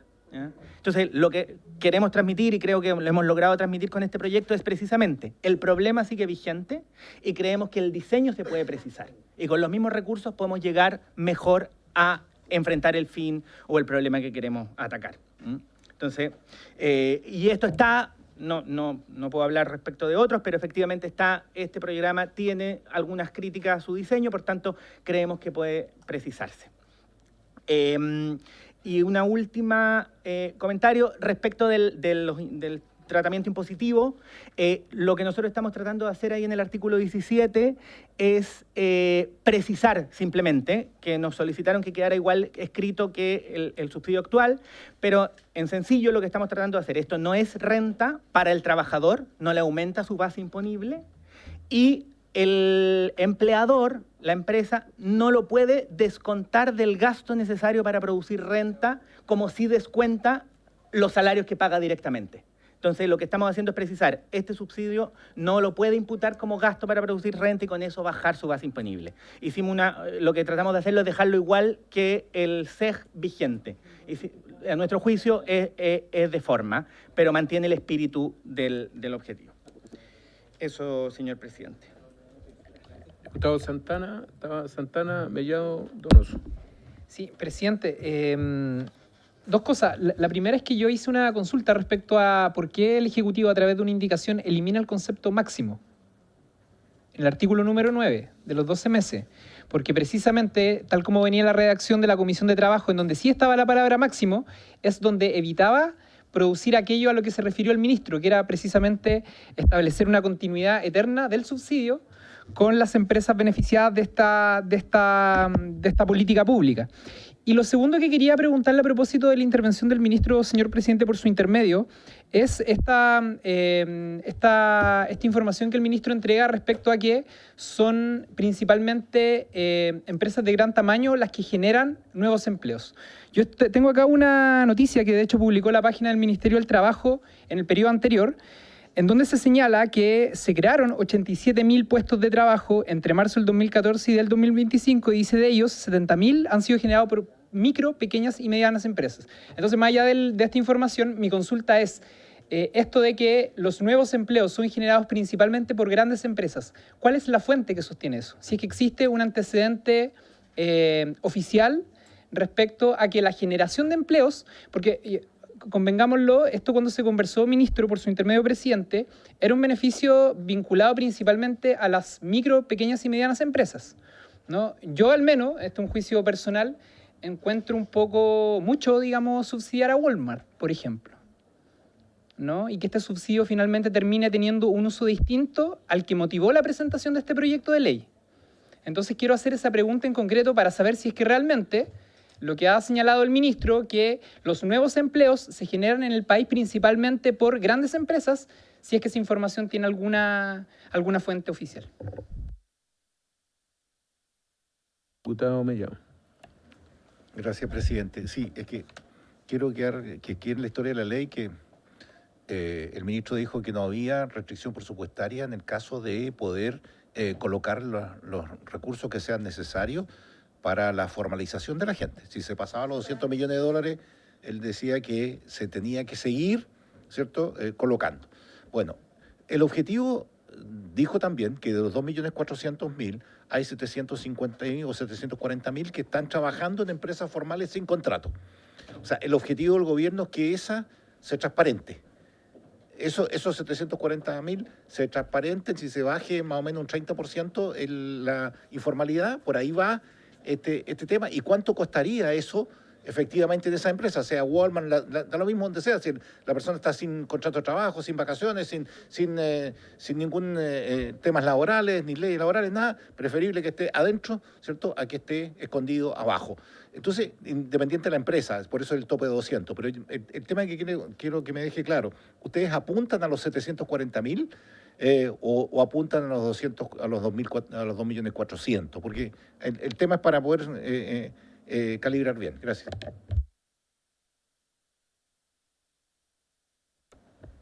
Gracias, presidente. Tenemos una potencialidad de 650.000 beneficiarios, ¿cierto?, con este subsidio. ¿Cuántos actualmente habían? Porque para saber más o menos la relación, entiendo, y lo dijo en algún minuto, que incluso habían algunos beneficiarios que figuraban como beneficiarios, pero no tenían un real beneficio, sino que su aporte era cero. Pero para poder comparar, se pueden ajustar los parámetros en situaciones especiales.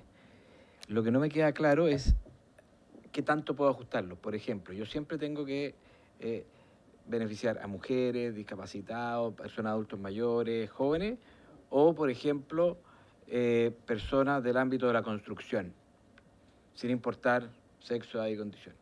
Porque, en definitiva, ¿cuál es el problema? En el fondo, si cierra una planta de proceso en Licantén, que es lo que nos pasó, digamos, van a ser hombres sobre 25 años con plena capacidad que no vamos a poder llegar. Entonces, la pregunta es si esta modificación de parámetros nos da para atender esas situaciones complejas. Y el ministro explicó que esto no constituye sueldo, si no me equivoco. Al no constituir sueldo, por lo tanto, yo subo el líquido, pero esta persona trabaja un año con un líquido de 700.000, voy a poner números no exactos, pero su sueldo real para todos los efectos es 600.000. Si él pierde el empleo, él tiene un subsidio, o sea, en el fondo seguro, la indemnización por 600.000, el seguro de desempleo por 600.000, para acceder a créditos por 600.000, o sea, nos saca eso bueno que no constituya sueldo. O sea, normalmente yo entiendo que constituían sueldo estos subsidios, ¿no? Ya, pero le dejo ahí la respuesta. La Ministro, tiene la palabra.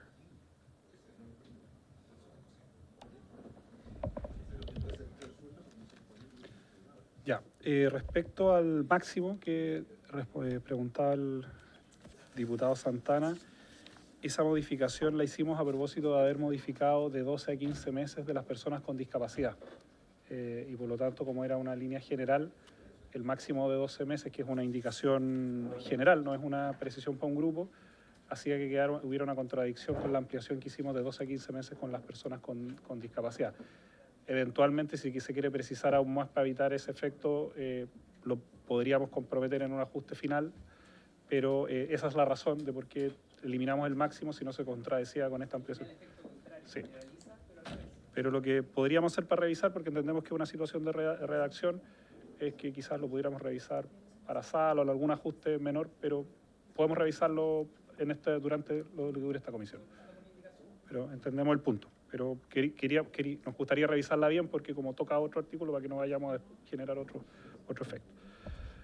Respecto a la pregunta del diputado Donoso respecto a qué es lo que se puede modificar o no. A ver, aquí hay algunos grupos que van a quedar fijados por ley, 4 grupos.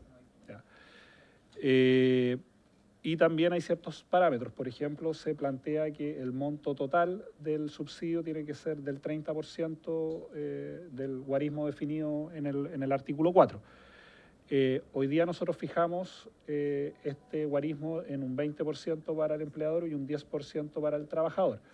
Y en ese marco, ese guarismo, por ejemplo, en otra situación, por ejemplo, más parecida a lo que vivimos en la pandemia, donde la fuerza laboral se replegó, lo que correspondería, por ejemplo, si uno siguiera las recomendaciones técnicas, a lo mejor invertir ese guarismo y ponerle una mayor promoción al trabajador para incentivarlo a salir a buscar trabajo. En su momento los IFES se dieron con un valor importante para que las personas, los IFES que da la contratación eran justamente un incentivo para que la gente saliera a buscar trabajo. Siempre a los grupos prioritarios. Sin embargo, este es un proyecto que permite, por ejemplo, eventualmente en el futuro crear otras líneas con perspectiva regional o de otros grupos que tengan algún tipo de precaución. Lo que no se podría hacer por ley, sin pasar por la ley, es eliminar algunos de estos grupos prioritarios. Pero, por ejemplo, puede haber, vuelvo a insistir, una región, un sector, una rama productiva, por ejemplo, deprimida, y las características se podrían fijar por este decreto. Otro elemento que queda flexible es, por ejemplo, el registro social de hogares, en torno al 40%, pero eventualmente en algún momento se podría observar que a lo mejor las personas que están en el 60 o en el 70% del registro social de hogares están teniendo dificultades para buscar empleo. O los meses que hemos definido como el desempleo de mediana duración, que es 6 meses. En algún momento a lo mejor esto cambia en las estadísticas y uno podría modificar esos 6 meses hacia arriba o hacia abajo. Por lo tanto, esos parámetros se pueden modificar por decreto. Los grupos bases están fijados por ley porque entendemos que probablemente van a tener por un tiempo importante dificultades. Pero eso se podría también revisar a través de decretos.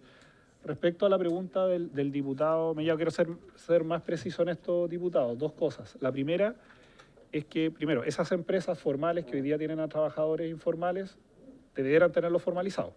Eso es importante señalar que ahí hay un tema. Sin embargo, así como este es un incentivo a la contratación, también es un incentivo a la formalización para que se formalice esa relación laboral. Entonces, eso creo que es importante de señalar. Que además ha sido bien estructural en el tiempo, no se ha modificado de manera sustancial. Y respecto a la pregunta que hacía el diputado Santana respecto a la creación de nuevos puestos de trabajo, efectivamente son cifras que han ido variando en el tiempo, pero y podemos precisar con la última encuesta de empleo, donde efectivamente en el último trimestre móvil, el comparado, el neto de creación de puestos de trabajo era fundamentalmente empresas grandes y medianas, y las empresas pequeñas y microempresas estaban teniendo dificultades para crear. En general, en momentos de dificultad de creación de nuevos puestos de trabajo, suele ocurrir que las empresas tengan más dificultades de menor tamaño de crear un nuevo puesto de trabajo. Eso tiende a ocurrir. En los momentos en que, por ejemplo, ya la economía empieza a crecer más activamente, se empiezan a destrabar proyectos de inversión, las empresas mandantes empiezan a generar cadenas de contratación a contratistas y generalmente las empresas de menor tamaño tienden a crear una cantidad importante de nuevos puestos de trabajo. Eso es importante señalar, pero puedo enviar datos para que tengamos una precisión efectiva de ese comportamiento en los últimos meses.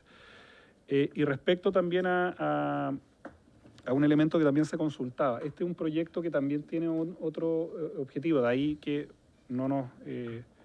que es que sobre todo también en sectores donde, por ejemplo, hay cierta estacionalidad, donde muchas veces hay obras por contrato y faena. Por ejemplo, el otro día lo hablábamos con el sector de la construcción. Efectivamente puede ocurrir que esos trabajadores trabajen para una faena, 4 meses, 6 meses que dura el proyecto, ese contrato termina, y después son contratados en otra faena. La idea es que efectivamente esas rotaciones puedan también pesquisarse a través del proyecto. Y sobre el tema de las grandes empresas, yo quiero volver a insistir. A nuestro juicio, la restricción de 200 trabajadores por empresa de gran tamaño permite abordar en parte la preocupación que tiene el diputado Santana, pero una restricción completa a ello, de que las empresas de mayor tamaño no participen de esto, sí genera una restricción tanto para los trabajadores que postulan aquella y para el objetivo más global del proyecto, que tiene un foco en las pymes, y creo que también va a haber que hacer monitoreo en el tiempo, porque a nosotros efectivamente nos interesa que sean las pymes sus principales beneficiarios, pero también ahí, y eso fue otra de las recomendaciones que seguimos en la conversación de la Cámara de Trabajo, de la Comisión de Trabajo, era de facilitar el acceso de información de las pymes a estos subsidios, porque muchas veces tienen dificultades de conocimiento para acceder a estos beneficios del Estado. Creo que ahora sí respondí todas las preguntas. Presidente, mire, a nosotros nos encantaría que el proyecto fuera, como dice el ministro, lo suficientemente flexible, pero en el artículo número 3 se definen claramente cuáles son los grupos beneficiarios. Entonces, dice personas jóvenes de entre 18 y 24 años, 11 meses, 30 días de edad, etcétera, y hace una descripción de quiénes son los beneficiarios. Entonces, por eso queda la duda, ministro, respecto de cómo vamos a poder ampliarlo si la ley no lo dice. Entonces, ese es el punto. ¿Cómo lo podemos considerar efectivamente flexible si están definidos ya los beneficiarios? Muy complejo después tener un criterio distinto. Ya, Donoso y de ahí Santana. Para ir más allá sobre el punto, en definitiva aquí las únicas personas que no quedan en los grupos prioritarios son los hombres sanos entre 25 y 65 años. Y 55. Entonces, ¿qué quiere decir eso? Que si hay un problema puntual en una región o una zona, normalmente esos grupos también sufren de grave cesantía. Entonces, es tener la flexibilidad, o sea, si se busca eso en el proyecto, que lo tengamos efectivamente en el proyecto.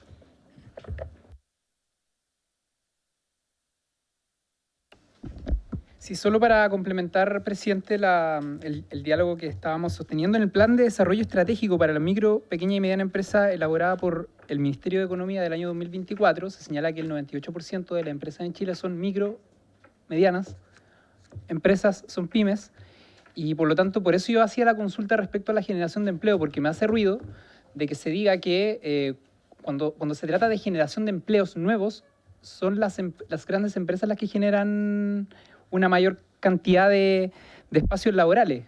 Por eso preguntaba al ministro, y creo que además por el debate que se está dando en esta comisión sería importante que el ministro pueda enviarnos ese informe al cual hace alusión, en donde se hace ratificación de este juicio. En relación al artículo número 9, al cual se hacía mención y donde el ministro, por su intermedio presidente, daba la explicación de que se había eliminado la palabra máximo para extender el plazo de 12 a 15 meses, en la indicación del Ejecutivo se habla de 12 meses, no se habla de 15 meses. Entonces, de ser así la explicación, habría un error en la indicación que presentó el Ejecutivo. Gracias, presidente. A ver, de toda esta conversación, a mí no me queda claro la razón por la cual pueden quedar fuera los hombres de 25 a 54 años. No logro entender, porque en realidad hoy día el desempleo es alto y la idea en el fondo es combatirlo, digamos. Entonces, no logro entender que si estamos unificando este instrumento, queden fuera esas personas, digamos, que son hoy día los que a lo mejor van a necesitar más apoyo, más ayuda. Entonces ellos no van a poder acceder a nada, o si me puede aclarar en mi ignorancia si existe otro programa que puedan acceder paralelamente, pero si estamos unificando todos estos subsidios al empleo, finalmente, yo no veo la razón por la cual este grupo queda afuera, si finalmente lo que necesitamos nosotros es que la gente se emplee y se formalice independientemente de su edad, su sexo, incluso su discapacidad, digamos, capacidad distinta, o sea, eso.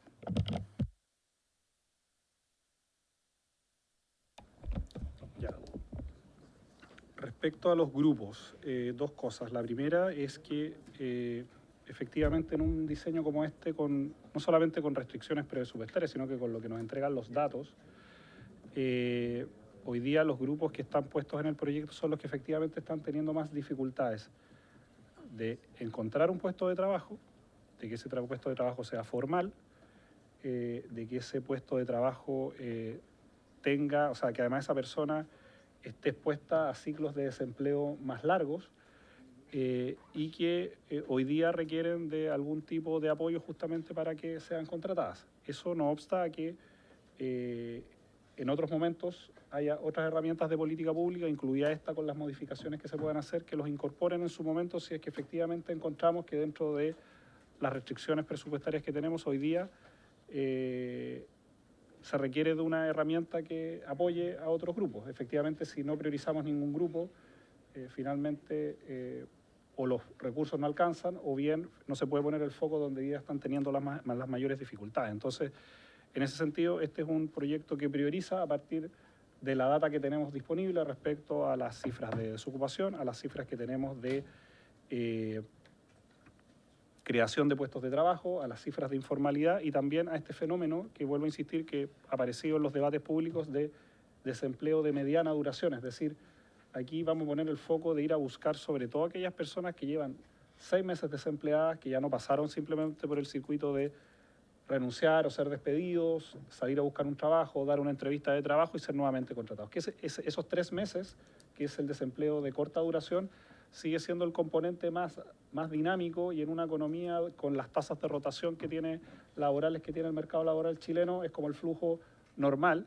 Y aquí también hay que señalar lo siguiente, este no es un subsidio permanente para la estructura de costos de las empresas de menor tamaño. Para eso pueden haber otro tipo de instrumentos. Esto lo que busca es un incentivo en un tiempo acotado de tiempo para que las personas sean contratadas y la empresa tenga un tiempo razonable para poder hacer todos los procesos de inducción, entrenamiento, posicionamiento en el cargo de grupos que muchas veces por esas características que decimos, por tener un desempleo de 6 meses o más, por tener ciertas características sociodemográficas, muchas veces no son contratados. Y por lo tanto aquí estamos justamente abordando ese foco.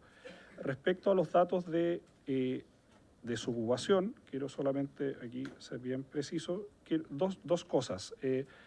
La primera, efectivamente, los flujos de creación de puestos de trabajo entre empresas de gran tamaño, mediano tamaño y pequeño tamaño varían también dependiendo del ciclo económico, ¿no? Con esto no quiero decir que siempre ni en todo momento las empresas que creen mayor cantidad de nuevos puestos de trabajo sean las empresas de gran tamaño. Ya quiero eso también para dejarlo claro, para que no se malinterprete. Sin embargo, lo que se observa muchas veces que en momentos de situaciones económicas de crecimiento con los que tenemos hoy día, en torno a los 2,5, 2,7, si observamos las cifras del Central, y en un momento en donde la creación neta de puestos de trabajo está muy ralentizada, las empresas de mayor tamaño generalmente apalancan un poco más esa creación de puestos de trabajo. Y en ese marco lo que no nos parece es que dejemos fuera las empresas de gran tamaño del modelo, con las restricciones que hemos establecido. Entonces, a mi respuesta más bien es más, ¿por qué no, ante la indicación que usted presenta, diputado, de poder excluir a las empresas de gran tamaño, fruto de que en ningún momento estos incentivos se requerirían? Yo lo que planteo son 2 observaciones. La primera es que efectivamente no podemos discriminar a esos trabajadores que son contratados en las empresas de mayor tamaño para que reciban el subsidio. Y segundo, sí nos parece que empresas de gran tamaño también tengan un incentivo a la contratación en momentos en que hay que traccionar el beneficio. Dicho eso, lo que hemos señalado es que este es un proyecto que no tiene cupos. O sea, aquí no estamos definiendo una cantidad máxima de cupos y una vez que se agotan esos cupos no hay más subsidios. Lo que hemos dicho es que a partir de las estimaciones que hace DIPRES de las tasas de uso, esas tasas de uso tienen ciertas estimaciones, pero en caso que esas tasas de uso varíen, el subsidio se va a seguir manteniendo. Eso, y si quiere le puedo enviar, diputado, las cifras de la última creación de puestos de trabajo al respecto. Diputado Santana, diputado Romero, diputado Bianchi.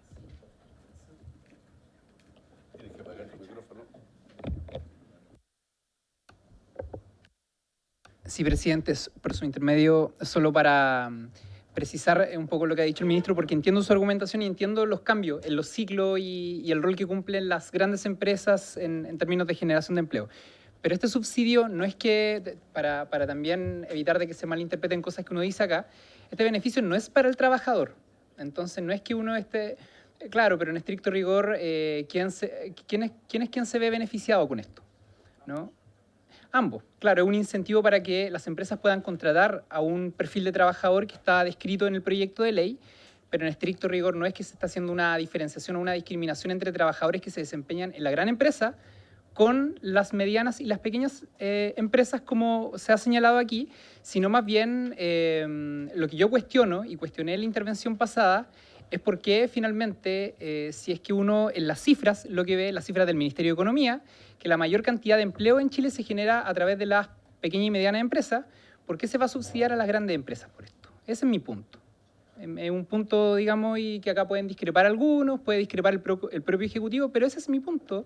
Y yo defiendo la priorización precisamente en apoyo a las pequeñas y medianas empresas. Y lo segundo, señor presidente, es que quiero reiterar lo que había señalado cuando hice esta observación respecto al artículo número 9, porque acá estoy leyendo la indicación del Ejecutivo a la que se hace mención de que el argumento que había de fondo era por la ampliación del plazo de 12 a 15 meses. Dice: las empresas que contraten a personas trabajadoras que pertenezcan a los grupos establecidos en el artículo número 3 de la presente ley, en aquellos casos que corresponda, por un plazo de 12 meses. Es decir, no dice tampoco 15 meses, dice 12 meses, ¿no? Y se elimina la palabra máximo. Entonces yo veo eso como algo peligroso, porque cuando se habla de un subsidio, en 12 meses uno podría hacer una interpretación de que a una empresa se le entrega un subsidio por 12 meses, más allá de que ese trabajador posteriormente no se esté desempeñando en esa misma institución. Se le pone el concepto máximo en la Comisión de Trabajo precisamente para regular aquello. Que hay un máximo significa que hay un mínimo, y por lo tanto ese trabajador, en caso de ser desvinculado, se elimina finalmente el subsidio por el cual se motivó, y yo creo que la eliminación de la palabra máximo en ese artículo, particularmente en el número 9, yo creo que es perjuicio.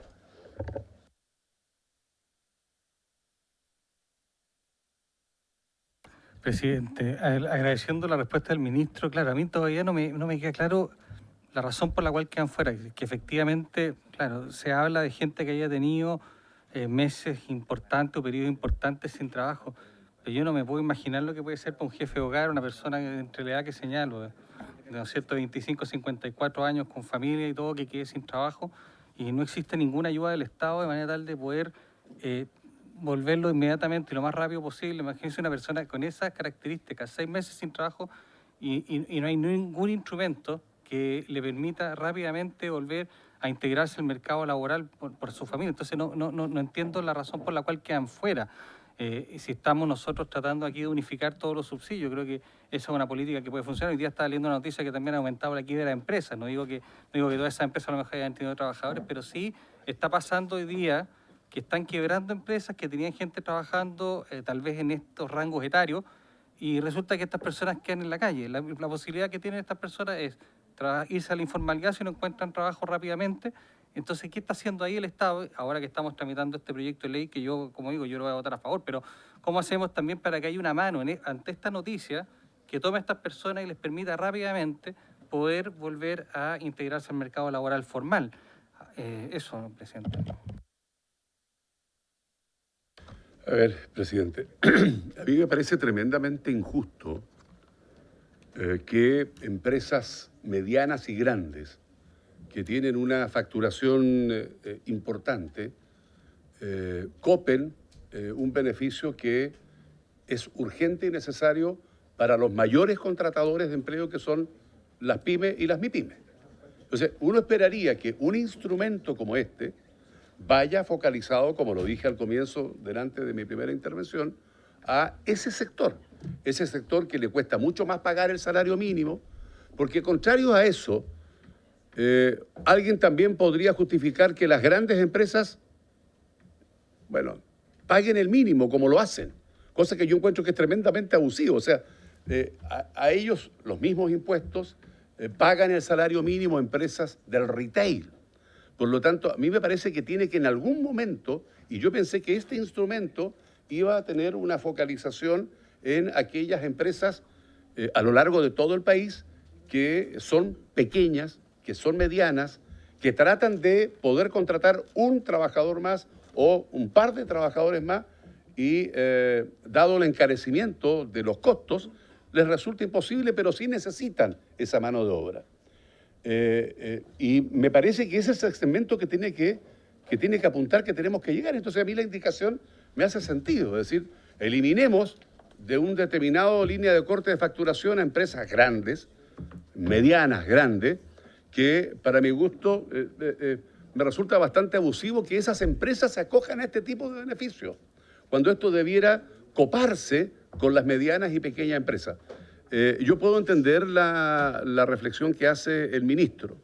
Lo que quiero pedirle para no frenar esta discusión es que se revise esta situación, ministro, porque en definitiva creo que hace mucho sentido el que se pueda ocupar mayoritariamente en la focalización de estas pequeñas y medianas empresas que necesitan trabajadores y no tienen cómo acceder a esa mayor contratación de mano de obra por el encarecimiento de los costos productivos que tienen al día de hoy.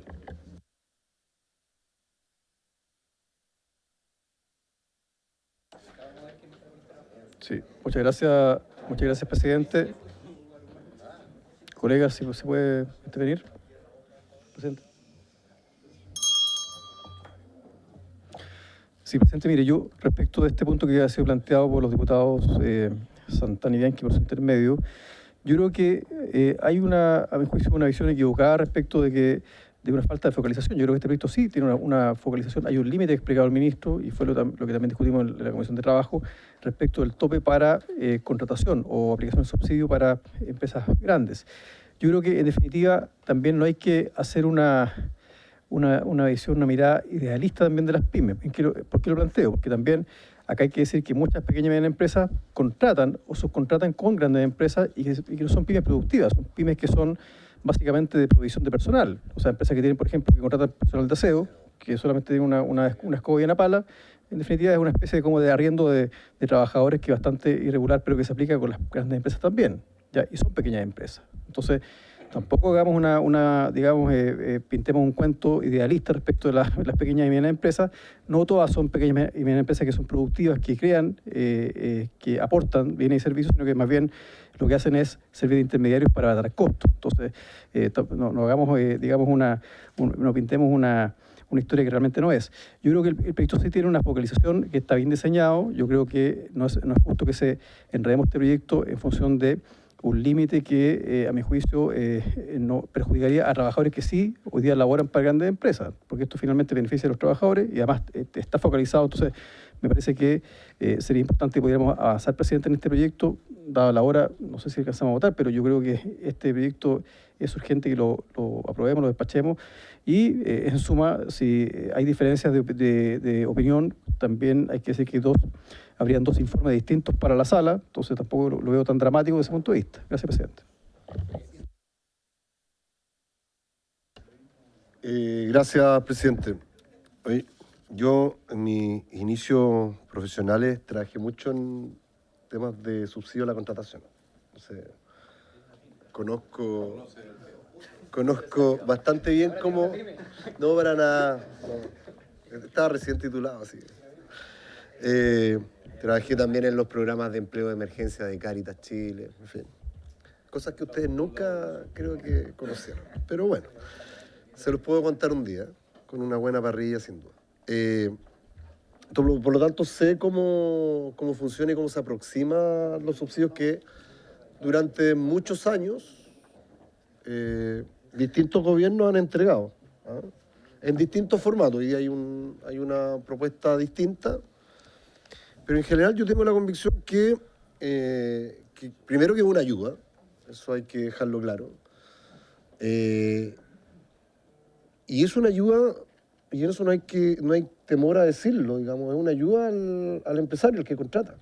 Es a él al que estamos estimulando, ¿no es cierto?, a través de un beneficio, a que avance y contrate. Por lo tanto, la lógica de la discusión sobre que el beneficio vaya al trabajador, no.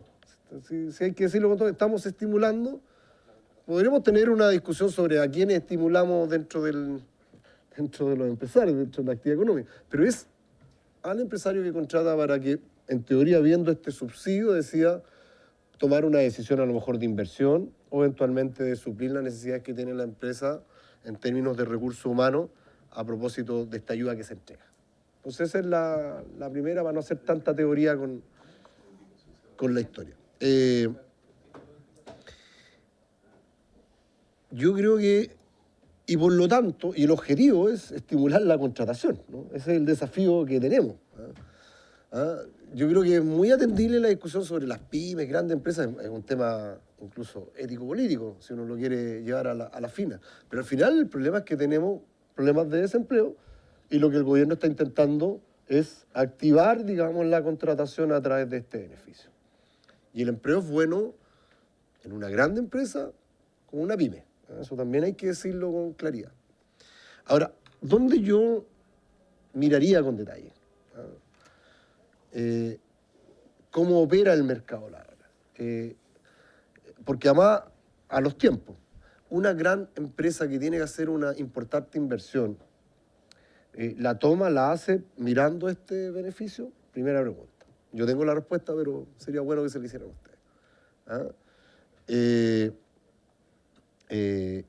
O finalmente el subsidio opera como un beneficio que no gatilla ni no estimula la contratación y que eventualmente un empresario lo toma porque está ahí.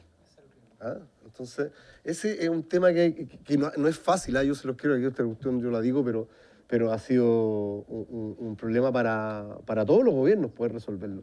¿Cómo yo entrego un beneficio y gatillo decisiones? Y no, finalmente, una decisión que ya estaba tomada se acopla eventualmente a este beneficio y lo ocupa. Esa es una decisión muy compleja, tendríamos que meternos hasta en la mente de quienes están ahora, pero claramente ayuda. Yo sí creo que es necesario algún nivel de restricciones, y el proyecto lo establece, a lo mejor podrían haber más, un poquito más, pero ojo, que los cuidados del sacristán no maten al cura, porque efectivamente lo que necesitamos es que se active la contratación. Y muchas veces, cuando tenemos esta discusión sobre las pymes, la aguja no se va a mover fuertemente con ella, y bienvenido que las tomen y hay incentivos para que lo hagan, ¿no?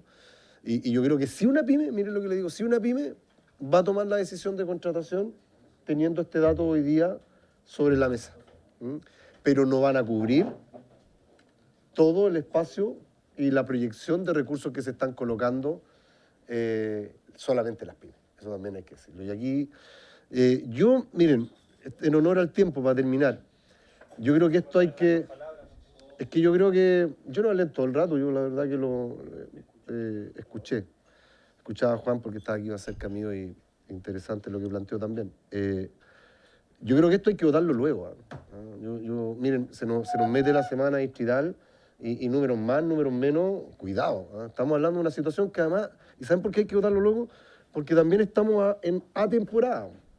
Si llegamos muy tarde, si nos pitamos un mes, nos vamos a meter en la temporada fuerte agrícola, las cifras de empleo empiezan a mejorar en los próximos meses.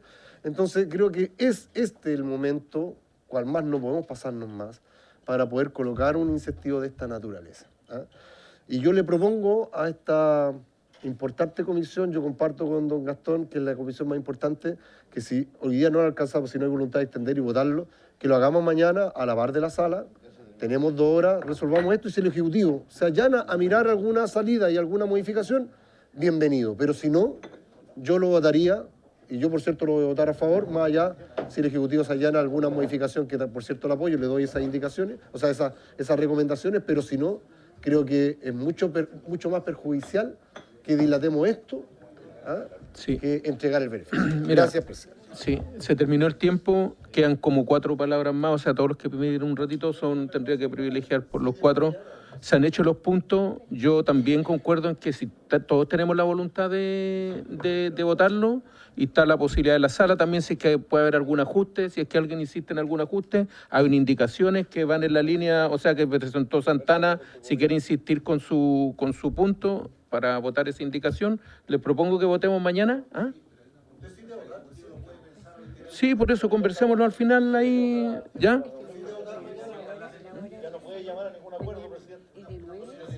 Sí, ahí los vemos, ahí vemos la citación. ¿Ya? Mañana voy a citar entonces para que lo votemos. ¿Listo? Por haberse cumplido el objeto de la sesión, esta se levanta.